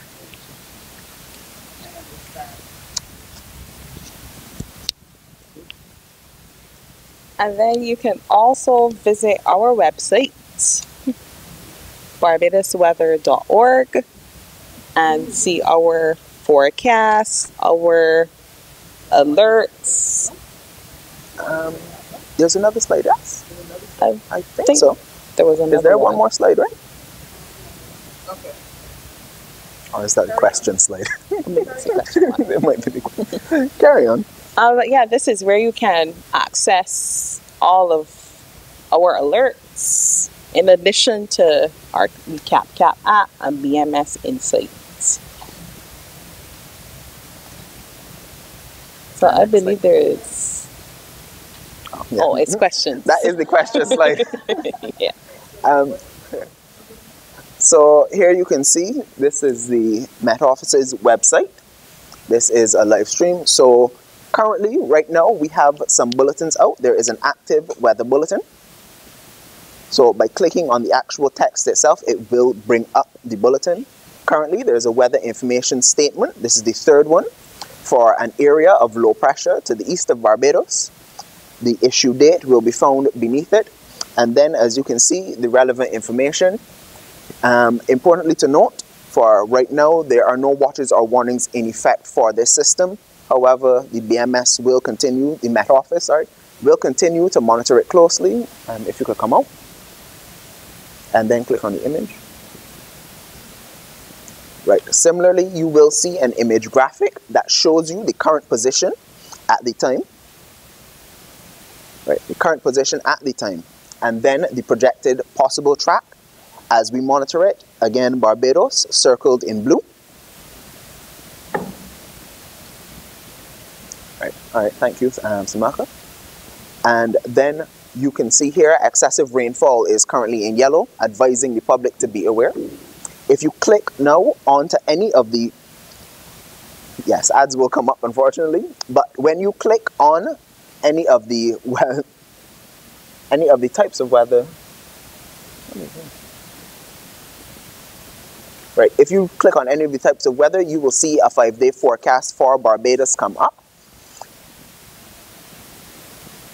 So as you can see, the forecast will be found here, the actual synopsis and general forecast itself.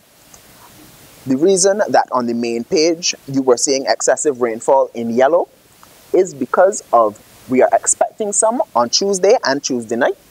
If you click on Tuesday or Tuesday night, you will then see again, yes, it does turn yellow. The entire map is not displaying, however, you will see the entirety of Barbados in yellow. Come back to the and then we please. also have, just to add to Nkosi's point, oops, sorry. Just to add to Nkosi's point, we do have capabilities to say if just parts of St. Andrew or parts of St. Lucie are going to be impacted by a rainfall event, but the rest of the island will be fine. We also have the capability of issuing an alert for a specific area, but keeping everybody else in green.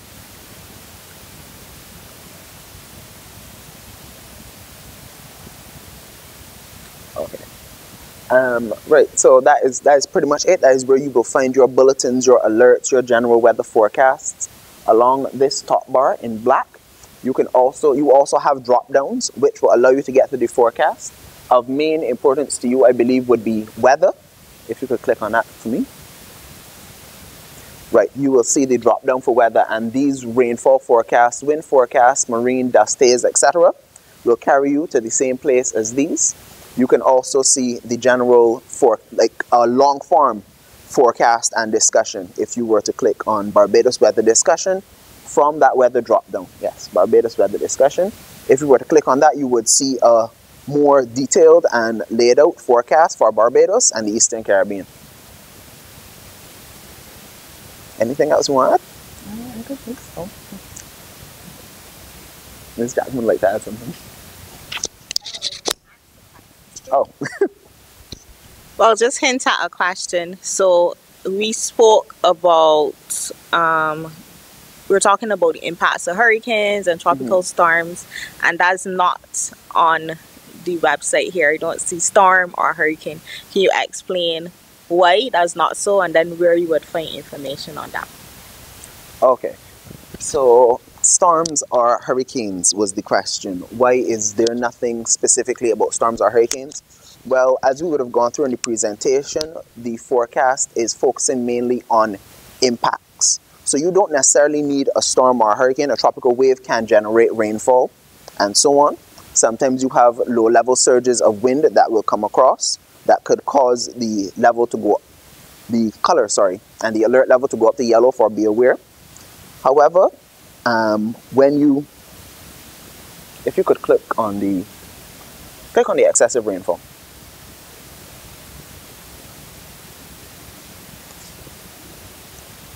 You will see here the synopsis. A ridge pattern is the dominant feature, and then you will see a general forecast. If you could come across to Tuesday, please.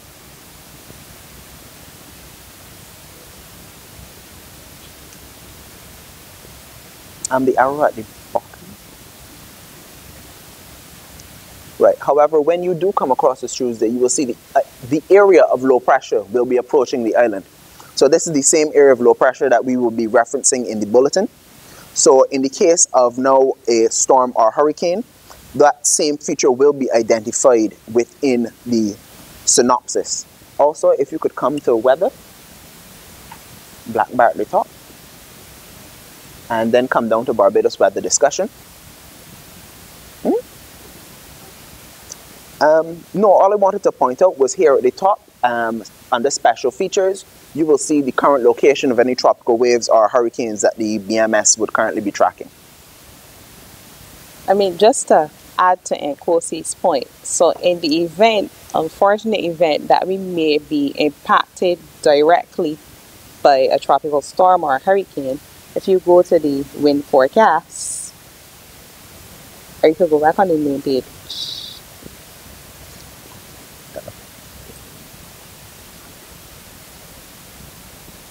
The alert level will actually be reflected in wind. So same alert levels for green when there is no action, yellow for be aware, potentially a tropical storm watch or hurricane watch would be in orange. So our wind forecast would be orange. And then a tropical storm warning or hurricane warning would be in red. Our wind forecast would be in red.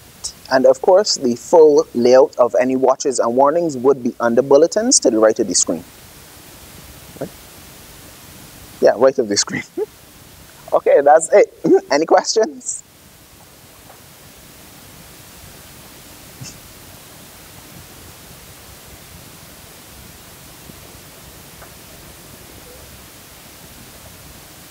Any comments, recommendations on how we could improve and better get this information across to you?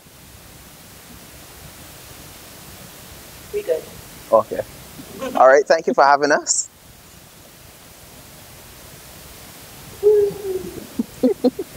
Thank you. Oh.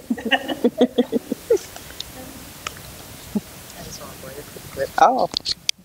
We want to say a huge thank you to BMS, Met Office. I learned a whole lot about tsunamis. We gave some good advice for flashing and other information. So this is why we need to have more sessions like this so that they can teach us and you guys can teach them as well.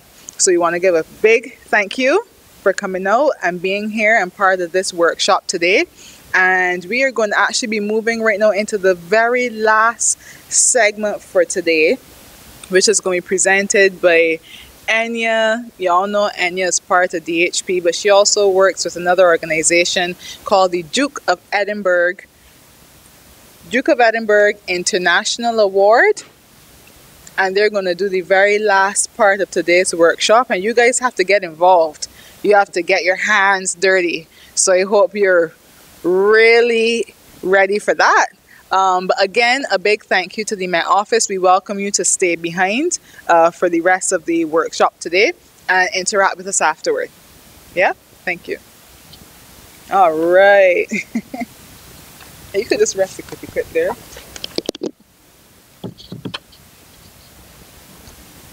Welcome, welcome. Here's your clippy.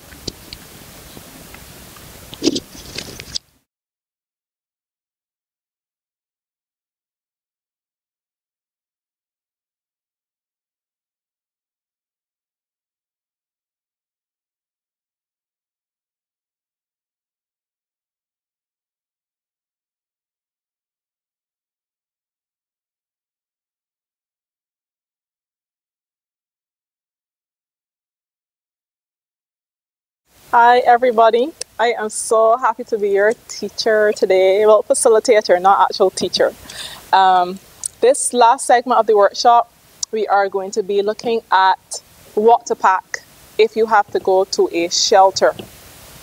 Remember in the first presentation, Danielle was talking about how to take care of your home, protect it, those kinds of things. But in the event that you actually have to leave, what are you going to take with you? And how are you going to put it together? Has anybody ever given thought to that before? Raise your hand if you have. Okay, a couple people. Okay. All right, well, hopefully by the end, you will have a much better idea of what it is you need to carry and how you're going to carry it. So next question. How many of you have a backpack at home? A bag that you could put on your back? All right.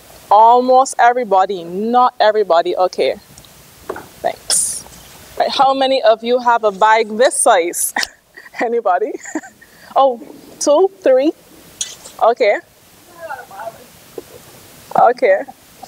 Well, even though we're going to be using a big bag like this today, this is just to give you a general idea of what to carry. If you don't have a bag this big, you can still adapt and change up things to suit the bag that you have at home. Or if you have more than one, that would be great, right? And make sure that for each person who is going to the shelter, you have a large enough bag. If it's not a backpack, a duffel bag could work too. But obviously, a backpack is a lot easier because, you know, you can just put it on your back and go, right? But if you don't have a backpack and you have a duffel bag, you can use that as well. But each person should have their own bag because you don't know how long you're going to be in the shelter for, and you want to make sure that you have as many of the necessities, of the essentials that you need to carry with you.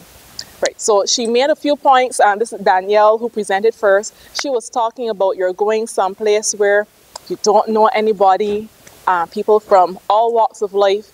So you want to be as comfortable as possible. It's not a hotel.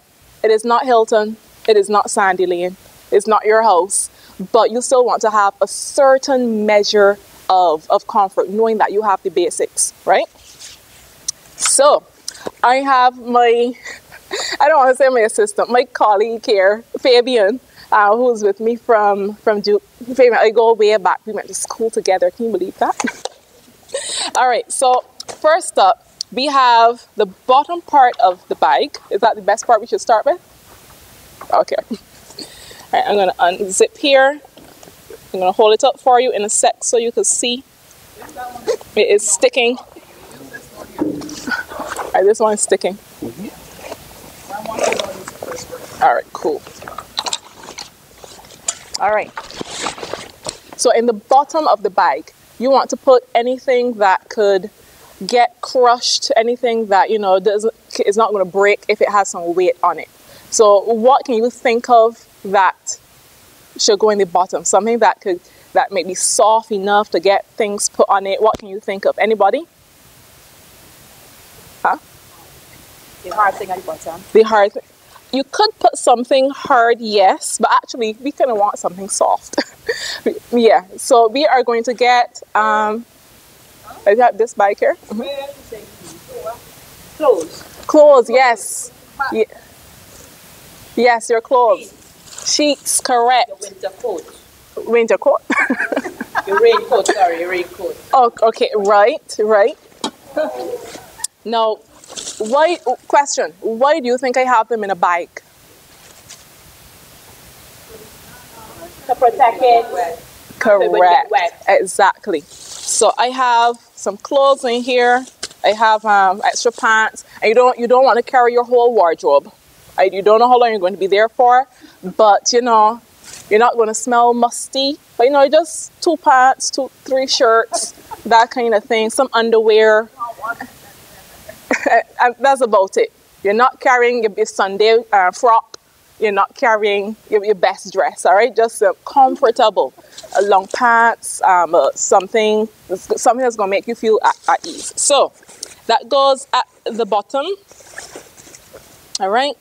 Now, remember, if your bag does not have the zip component here, in your regular backpack that you have at home, you can put your clothes, your sheet. If you have a sponge, a mat, or anything to lay down on, you can put that at the bottom of your bag. All right, so I'm going to zip that up. Now, when you get to the shelf, put on the sleeping bag last, or put it on no, very last. That's it. All right. So I open it up. All right, I have a blue garbage bag here. Yes, a big garbage bag because this is a big bag. Again, I'm putting the bag on the inside so that I don't have to have each of these things inside the plastic bag. But I just have the bag inside to protect everything. All right, so we're making life easy. All right, so we're going to put that inside here and line it off. All right, the other side. Yes. All right, got that. All right, thank you. Oh, yeah, some water now would be good to try to get this bike off. Anywho. That's the bottom of the bag though. Is the bottom? Yeah. It's not the bottom. Okay. All right, so we'll come back to that part. We'll come back. All right, no, this part depends on where you are going for your shelter. Okay, cool. All right, I'm going to ask Fabian to line that inside here for me, please, and thank you. All right, how many of you know the closest shelter to your home? 1, 2, 3. All right, not everybody. That's your homework. You have to go find out what is the closest shelter to you, and find out what's the closest category 1 shelter and also the closest category 2 shelter. Because remember, question for you, this is worth 10 points. But what is the difference between a category 1 shelter and a category 2 shelter? Who can tell me? What is the difference?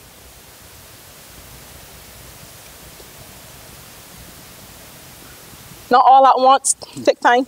One is for during and one is for after. Which one? Group 1 is for when anything happening.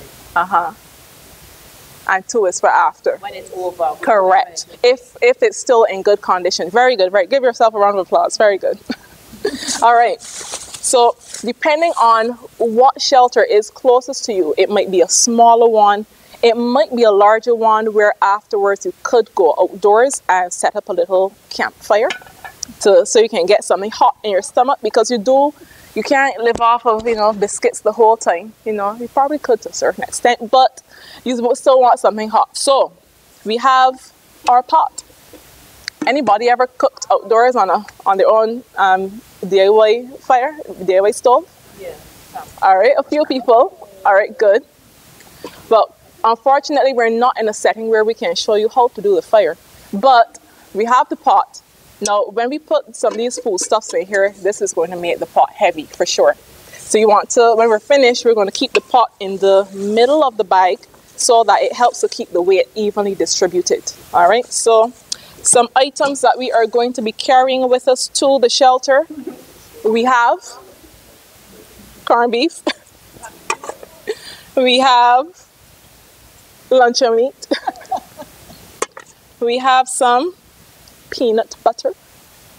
Now you notice all dry goods, things that can easily that you can take with you and can last a long while, unless you are kind of licorice like me and you're trying to put a lot of peanut butter on the bread in one go or one biscuit. But you can some seasonings as well, because you still want to eat something you're going to enjoy.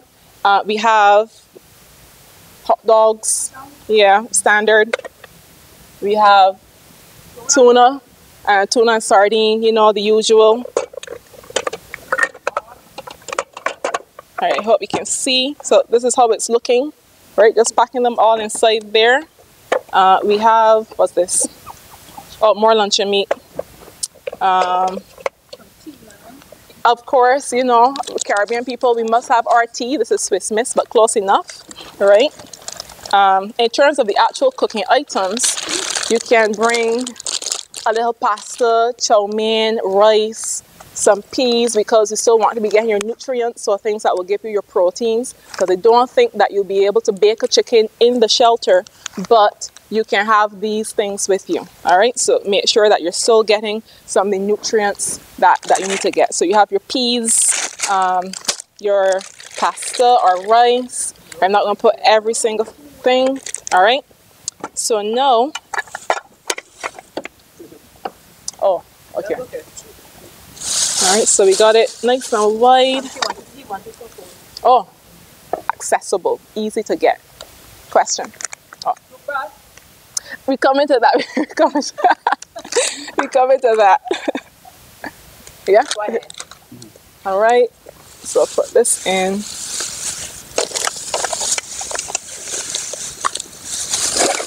Oops. All right. I'm gonna cover it. That cover upside down to create more space.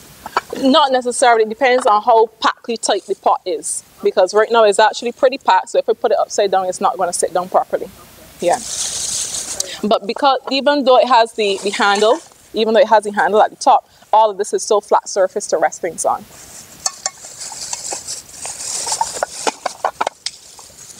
All right.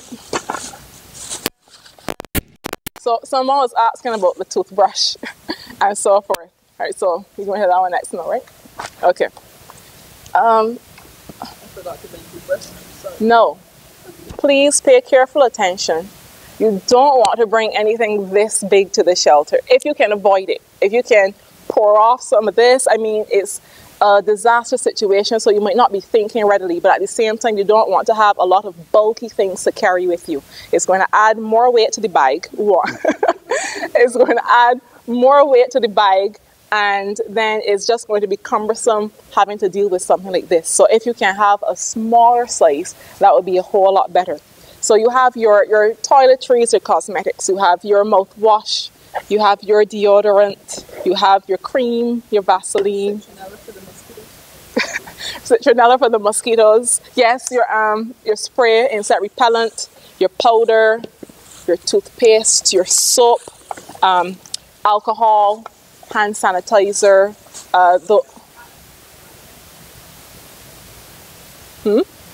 What's she referring to? Nutmeg? Oh, yeah, we're going to get to the medication. That is crucial. Yes. Your question? Question in the back. What about your passport and your ID and your certificates? And your important documents. Those are going to come in here as well. Yes. Now, in fact, let's go to that one first because we don't want to put in the others and then not have the room. So you have your documents in a Ziploc pouch, something clear, something where it can be easily accessed and very easily protected. I'm going to put it at the back. Now, in this bag, there's a pocket at the back, so I'm going to slip it. I don't know if Daria wants to capture that. There's a little pocket at the back of the bag. Right. So that can go in there. Because those are not things that you're going to need to access all the time. So you just have it in the pouch at the back. Make sure it's sealed off so no moisture can get in. And we're good to go. All right. So I'm just dropping a few more of these in here for good measure. Some Lasco. I don't like Lasco. All right. Good. So now my toiletries. This big toothpaste, mouthwash, soap, deodorant. Right, so you put all your stuff in there. Right. Shaver. She wants me to carry a shaver. Your shaver? Shaver. Oh, well, for the guys they don't want to look all bulky, and if the women want to carry that as well. For sure, standard. Your sanitary napkins or tampons. When you're hurricane down, you go and shave. Right, so you have those in there. Okay, now I'm going to add, this is sealed. Right, so when it comes now to this, I'm going to put this at the top because obviously I don't want it at the bottom of all the weight. So I'm going to put this at the top. All right, and then because it's a little heavier too, a whole carton of juice, it's better to have the heavier things in the middle or a little closer to the top, but not at the bottom, not kind of pulls you back. All right, so I'm going to put that there. All right, that's secure. Anything else I need to put in here, Fabian? Okay. All right, so then I'm going to knot my bag.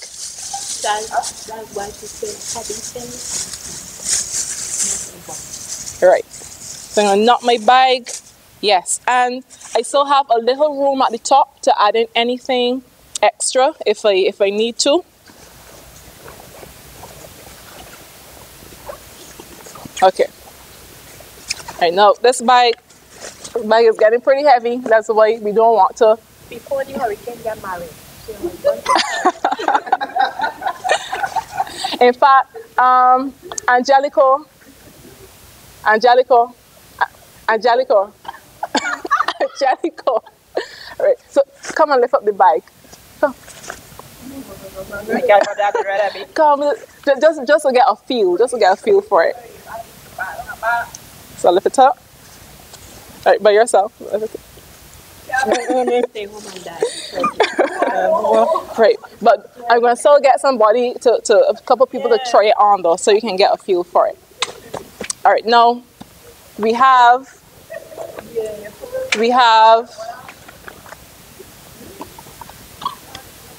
I put that one aside. We're being asked about rolly bags instead of having a backpack. But if it have water? It depends on your mode of travel, because if you live close enough to your shelter,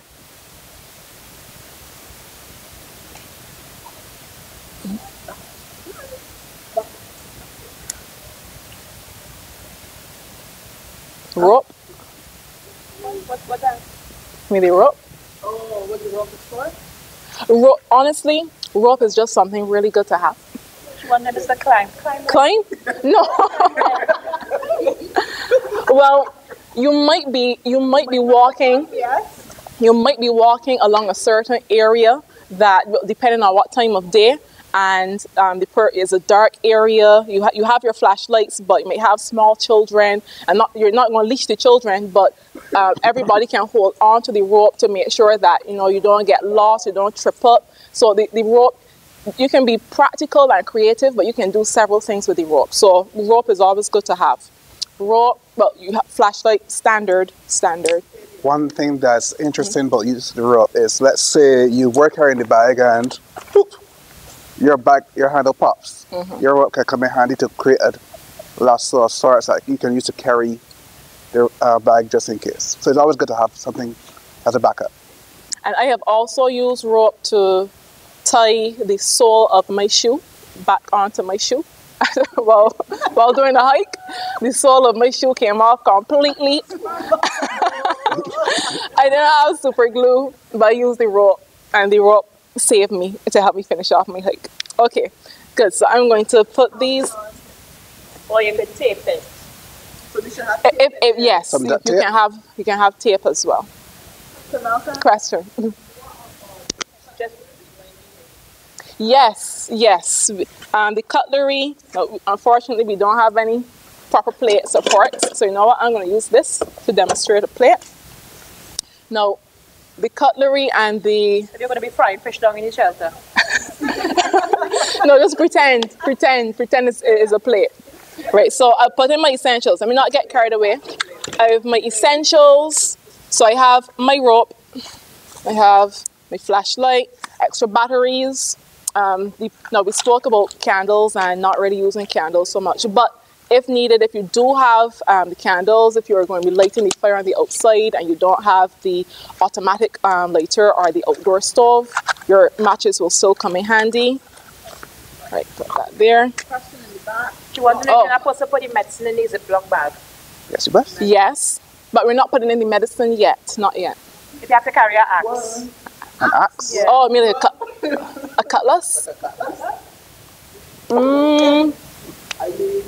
To chop the wood, or are you going to chop the wood? That's a real... To chop wood. To chop the wood, it would be helpful, yes. You know what? But remember, again, this depends on the shelter that you're going to as well, because every shelter cannot facilitate certain things. So if you go to a shelter that is large enough and has trees on the outside and you can get your cutlass and chop and do what you need to do, that's fine. But and every person who is in charge of the shelter might not facilitate that either, right? So that part is a little iffy. I can't guarantee that. Right, this goes with medication, right? If the tree is wet and you can't light a fire, you'll have to go hungry? If the trees are wet, you have your toilet paper as part of your toiletries. You can pull out the roll on the inside. You can take that out and take that out for all of them and light them, because paper burns easily. So you could use that to start your fire. I want to say how you want to cook. How you want to cook? Or you're just going to rest that toilet paper on the ground, light it up and rest your pot on it? No, you have there are different ways. You can dig a hole in the ground and put your rocks to surround it to to create your stove, right? But that's an outdoor activity that unfortunately cannot demonstrate today. So we have to go and find our own wood, find our own stones. Yeah, yes. And then put the pot on it and light it a fire. Yes, because it is a shelter. It's not a hotel. It's no hotel. So when if the matches get wet and things. Listen, but remember, carry enough eclipse. Don't forget the house on.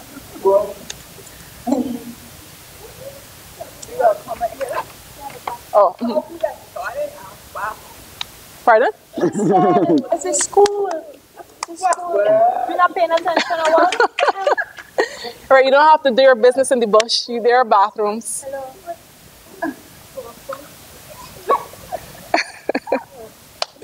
Right, so I put in my cutlery. Oh,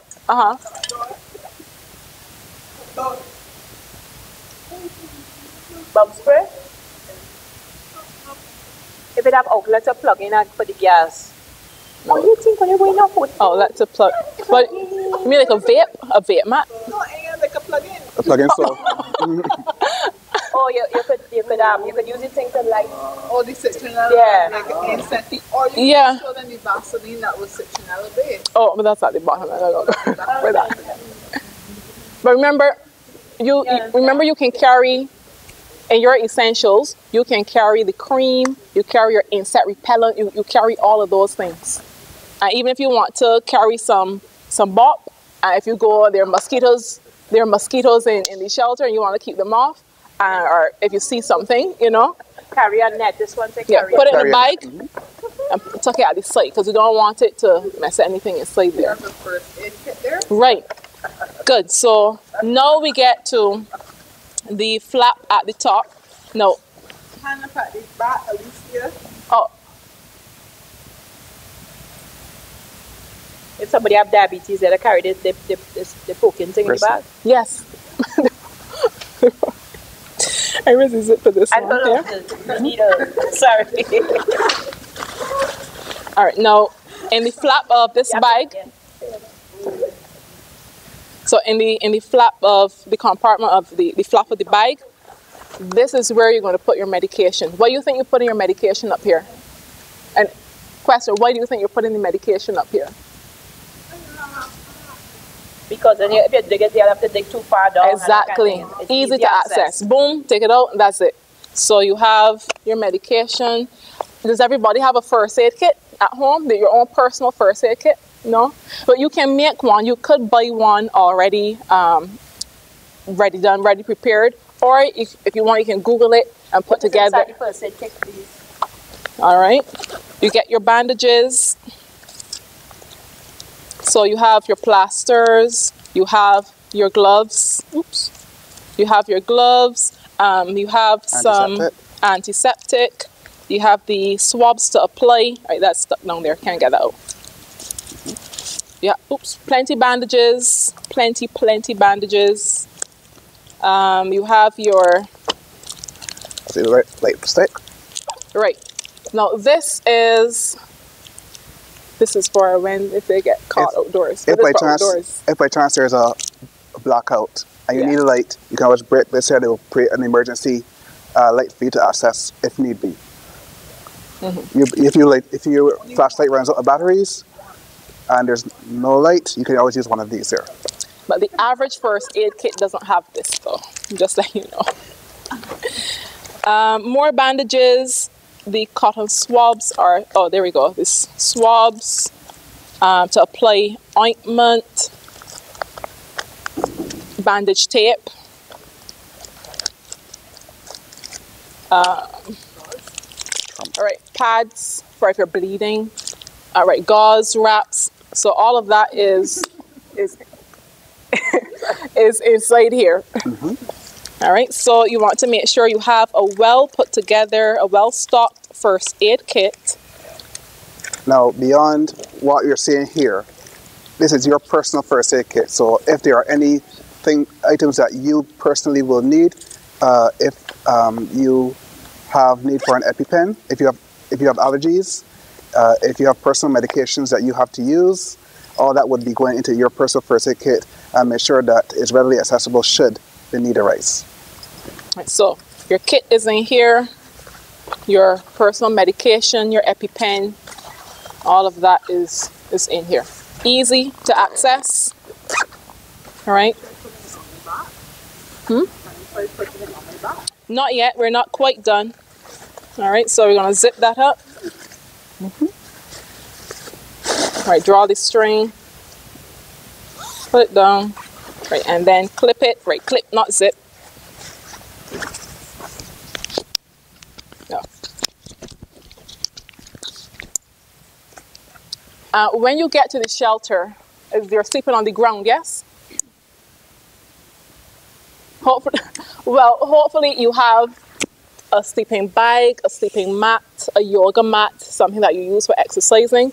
No, you can use this. It is obviously not a California king bed, but you can sleep on this, and so that you're not directly on the ground. It does provide a certain measure of softness, right? So you can lay on this. Right, so you're inside the school hall, the school auditorium. Remember, depending on the nature of the disaster, it could be just you in there, you and whoever you went with, or it could be a whole set of people in there. You don't know. But you certainly want to have your little space where you have your items, your belongings, and you want to have some place where you can close your eyes at night and, you know, rest relatively comfortably. So we're going to put it here. Right. Now this could go at the bottom also. It could go at the bottom, but since we have this bag, we're going to clip it on here. Adjust the straps. Is it carry a lamp? A lamp. What kind of lamp? Not an oil lamp, right? A lamp that you can plug in? Oil lamp? Oil, no. Yeah, electricity?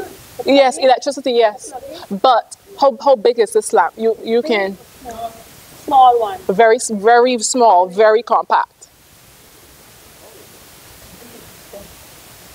If it is very small, yes, because you don't want a lamp as big as this. Where are you going to put it? All right? Okay. There's some hurricane lights though, just, you know, I got a very small one for breath. Battery operated. Yes, battery. Battery operated is fine, but if it is one of the traditional oil lamps, kerosene lamps, no, that's a no-no. She wanted to carry a small stove. How small? You mean like a cooking, a camping stove? To cook, a small stove to cook. Yeah, like a hot plate. Battery? Battery operated stove? Electric.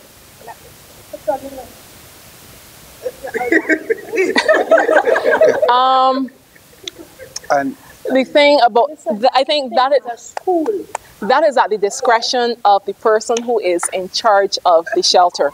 So I can't say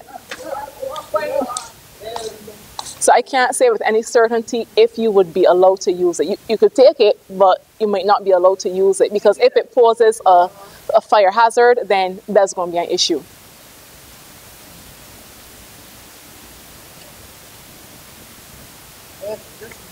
Okay, now can I get a volunteer, because we're done, and we have our pockets at the side. You put your water bottle in here for sure.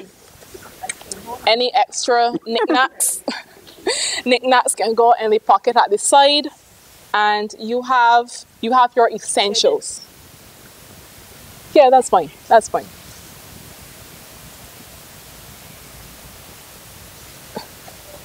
You're right. So we're all packed. We're ready to go. Can I get a volunteer, or do I have to volunteer? Someone to come and put on the bag? Serling, come Serling. Come Serling.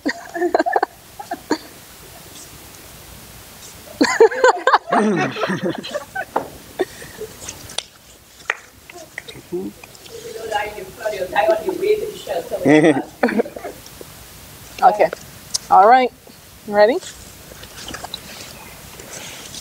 Next arm. How's that feel? I will, wait. It's light. It's light. Are you like going to fail me? Ready?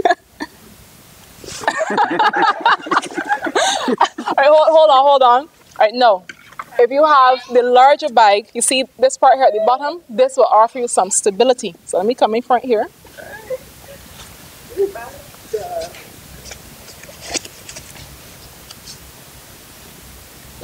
I just got to adjust here. So we can do some adjustments. Oh, this part isn't. Alright, just pull this out. Alright. That feels better. No, not too tight. Not too tight. So I'll give it a little room. That's too tight. And you want to carry stove. It's heavy. She said it's heavy. Mm-hmm. How that feels? She said don't hold it. See? Walk. Come, we go. Walk with you. Yeah. Right. It's real heavy. It's heavy. Okay. So this has. Wait, hold on.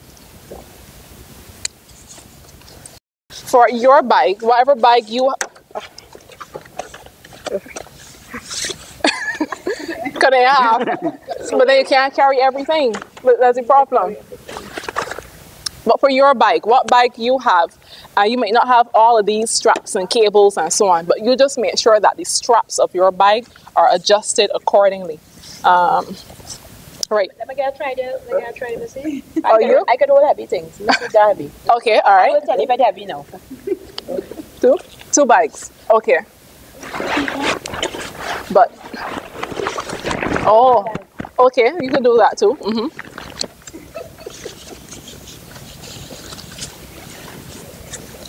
How that feels? Let me tell you now. I advise you all to stay home. Because imagine walking to the shelter again. No, please. God bless you. Talk to Jesus. Tell him that you accept him as Lord and Savior. What? All right, I even forgot the slippers because you should be wearing Get the slippers. but they're just slippers. And the hat. That should be on your head already anyways. Because you want to wear enclosed shoes for sure. You don't want your toes exposed. She was wearing a hat. And you have your slippers to change into. Watch, it's heavy. Let me put these here so. After this. So it's dirty plates, you only keep it there for 7 days. So you have to put this there. Alright, so the last thing we're going to do now. Very last thing before. No, we're leaving this up for now. You already have one stove. Right, so we're going to unpack everything. And I want someone to come and repack the bike. Who's going to come and repack the bike? Maud? I think she was raising up her hand, Angelica was raising up your hand? Oh. Let two people repack. Right, two, yes.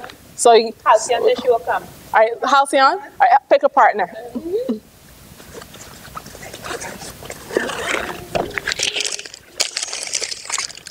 So Halcyon, choose somebody that's gonna come and help you.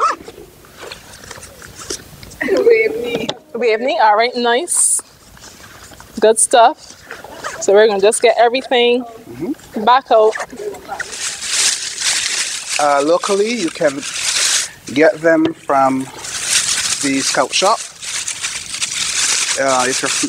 This is in Colima. They currently have a few of different sizes that you can look to purchase if need be. Ladies, Time them, and you time them. Oh, I don't have a digital watch, but I have 5 to 3. I got 5 to 3 on my watch. We could get a phone and time them, and that. You have your phone? Jahan? Not, I won't get no. Or maybe, and Kosi could help. Let's say is that create a scenario. Kaylee. Wait. Okay. All right. So they've started well, but she wants to time you. Also, pretend that there's a storm outside. Your house is flooding. I have to hustle. I get to the shelter ASAP. You have 5 minutes to pack all your belongings. Pack all of these things. 5 minutes. Ready? Ready, ladies? And all right. Go.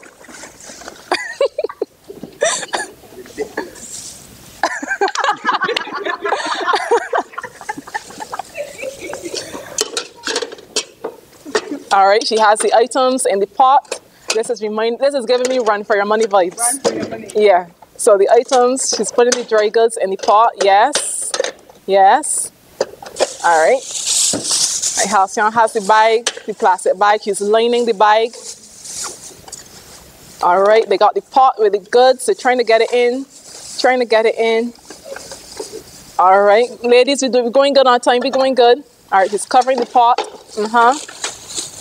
The dry goods, the toiletries, the raw ice. Okay, things are just going everywhere now. But that's a real life scenario.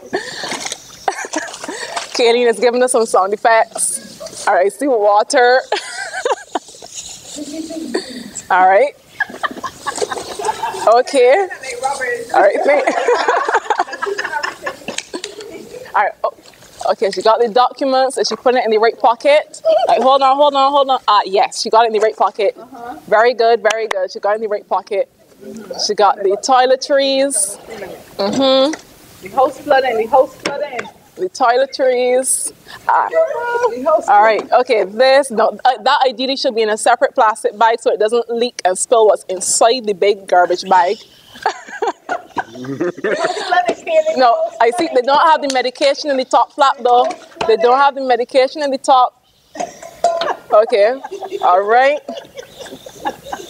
The bag, do they remember where the bag? Okay, yes. We from the DM, hurry up. I'm trying to figure out how to clip it. Yeah, right here. Come on. Let's go. All right, last clip. Right, because you still want to make sure it's secure. You don't want to put it on and then everything start to cat spraddle. All right, so that means we got to adjust then. So what you do here? All right, make it longer so it can reach up. Yes. So how soon you can adjust it? Next one. 2 minutes left, Kaylee. 2 minutes. Yeah, okay. 2 minutes. So, but they're finished. So that's 3 minutes. So, somebody gotta put it on.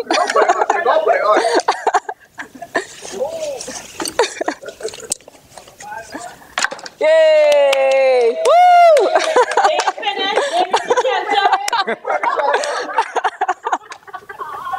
All right, good job. Well done. Okay. No, they got everything. All right, careful. All right. So take it off. What they did right and no, when you are no, I noticed that the mat was a little lopsided. You don't want it dropping out into the floodwaters on the way. So you want to make sure that you have all your straps adjusted accordingly. So yeah, this wants to topple. So I'm going to tighten here, right? Tighten so that everything is nice and secure, right? That's what I would do. So that was the main obvious thing. But from what I saw, they got in everything as they should in the correct place, except for the medication. I'm looking at the medication and the first aid kit. Remember, you want to have those. You want to have those in here so that you can reach them easily. Because after you rushing and you drop everything in here and now, oh shoot, I need my asthma inhaler, and your asthma inhaler is somewhere in the middle. You don't want that. So as much as you're moving quickly and not rushing, but you're thinking. So make sure your medication goes in the top flap. All right, so just in a separate pocket where it is easily accessible. But other than that though, they got all the food items in the pot. They had the clothing at the bottom. So after assessing this, I would give them an A for effort. Well done, well done. Good job. All right. Yeah. No, that's it. That brings us to the end. Fabian, you have anything to add? Unless anybody else wants to try it, I don't know. You're welcome. Any questions? I'm sure you do have to put on the bag though, because you said you wanted to put it on. You did. Well, what I would recommend is... Oh. I am terrified. Yes, Fabian was saying. I was thinking,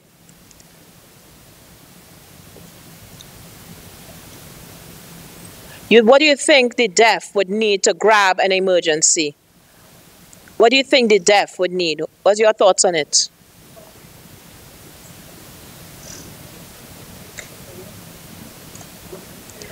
The hearing aid. Anything else? Why a phone is important for the deaf? For information, to chat. Joy? We should have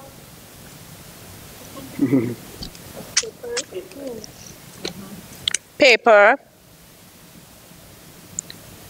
To contact your family name and number written on paper. Good. Yeah. Thank you, Joy. And also, some deaf can't voice out. Cards. So we need something to help. Not light, no.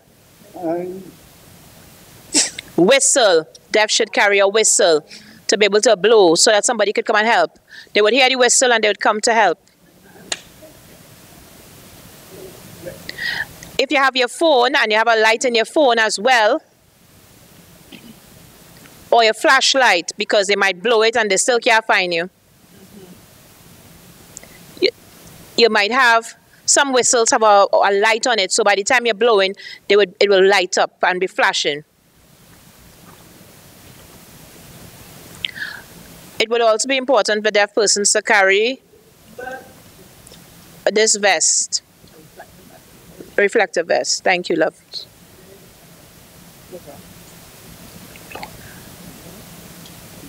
Just to have one to be safe. You know, in case of a power outage, you can have one that. You know, it could be green as well. People will know, you know, to help you out.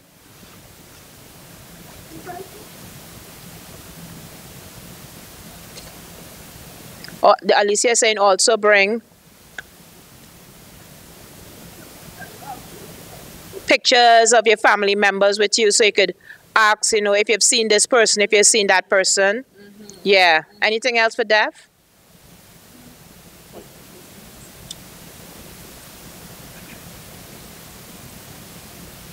You know, if you have you need to have your diabetic medication, your asthma, if you have a bracelet or a chain, you know, so the doctor would know how to help, because you can't talk, right? You can't explain yourself. But if they see the bracelet, the chain and stuff, they'll be able to take care of you. Also, I'd like to add, it's important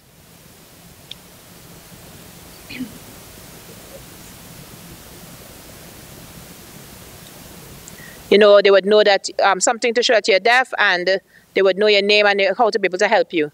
You know, if you brainstorm anything else, I'll try to next month make a video showing for the deaf hurricane preparedness what they would need, at, you know, things that the deaf community would need, the different things. And I'll put pictures and stuff. I'll do that soon.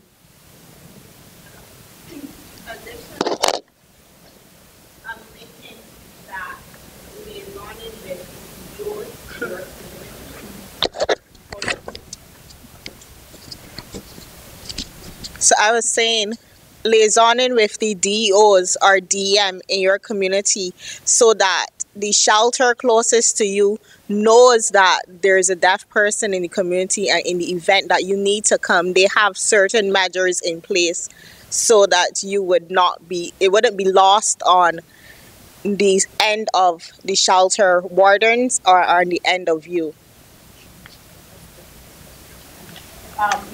Wait, we have something to say. Oh. If in the hurricane, Barbados here, people who go house to house, is it deaf and disabled before hiring when they go house to house to pick up people? If they go in the house to house pick up people, like maybe with a truck or something if it's flooded, or cars, if they pick up deaf and if they pick up disabled persons first, or they're just picking up who they see things. Well, it's not my area expertise, but from what I heard, as it relates to the vulnerable communities, the list that they have for the DEOs, they don't include the deaf community as much as they should. So they more think vulnerable, older persons in wheelchairs and that kind of stuff. So it's a case where you need to make sure that you're on that list of a vulnerable person. Maybe you might not be as vulnerable as others, but there are certain measures that should be in place for you before the actual, yeah. The reason why after some deaf, they live in themselves alone, they don't have any parents, no brother or sister in the house with them. Yeah, that's why I asked. I was also going to say that if you're in a shelter, maybe what you could also do, I've seen other deaf people around the world do this. They would have a printout of a card that says, I am deaf, I use American Sign Language, certain important facts they will have, so that when they get to a shelter or the other persons around them in the shelter, they have something to show immediately on how they can get assistance. And also, just now Fabian showed me that depending on the bag that you have, where is it, Fabian? This one here, so? Your bag strap could have a whistle on it. So I have my bag, I need help.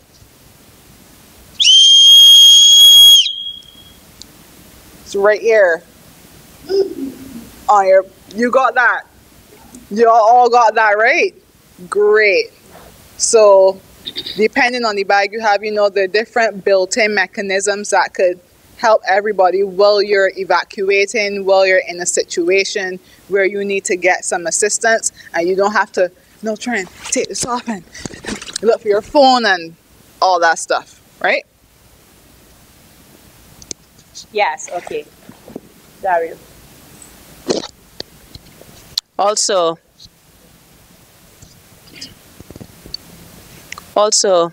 I'm suggesting that the DEM or the CDM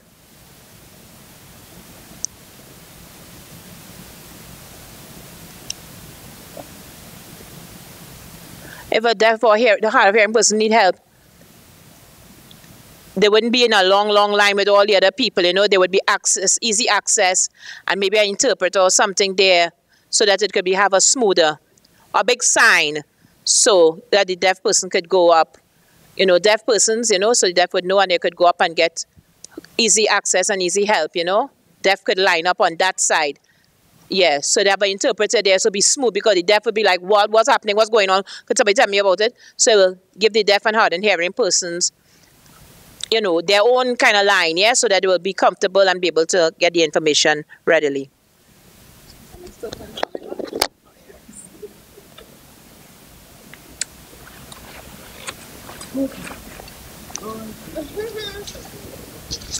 Should I suggest staying home? Were you taking off? Oh. Because the slippers. Whoa. Fabian, put this on my back. Oh my God. Oh, okay. Come shake and walk to the shelter, Dario said.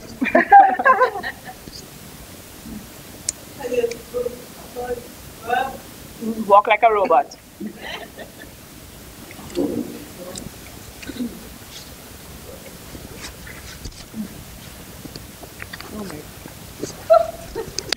Time you reach yourself, you have a headache and a back pain, yeah? Whoa. Just here. Go ahead. Okay. Hold on here. Hold on. Yeah. Right. Go ahead. Not so bad. Okay. It's not so bad. You will say not too bad because you walk from right here to the shelter like it next door to your house. It's very heavy. I could make it to the shelter. Especially back. She said it's rocks. They could have different rocks too because of the pots. Oh. Rocks in the bag. Rocks in the bag. Is my back straight when I walk with it? Or am I hunting over? You're hunting. I'm hunting. Not exactly. So this here kind of highlights a couple of important points. We would have, during the presentation, talked about making sure that you have absolutely just what you need, because you don't want a situation where you are hunched over trying to make your way to the shelter. What was also something to consider is when you are, once our colleagues from the DEIA were discussing your emergency strategies, one thing you can consider is having your bag prepared in advance. You have that on standby so that should something happen, you can just pick it up and go. That way you know exactly what is in there. It can be a little bit costly because it means you have to have extra stuff, but in a jam you want to be able to, move as quickly as possible. You got everything? Okay. Oh, one more. Also, not to worry about everything that you have left behind. Very true.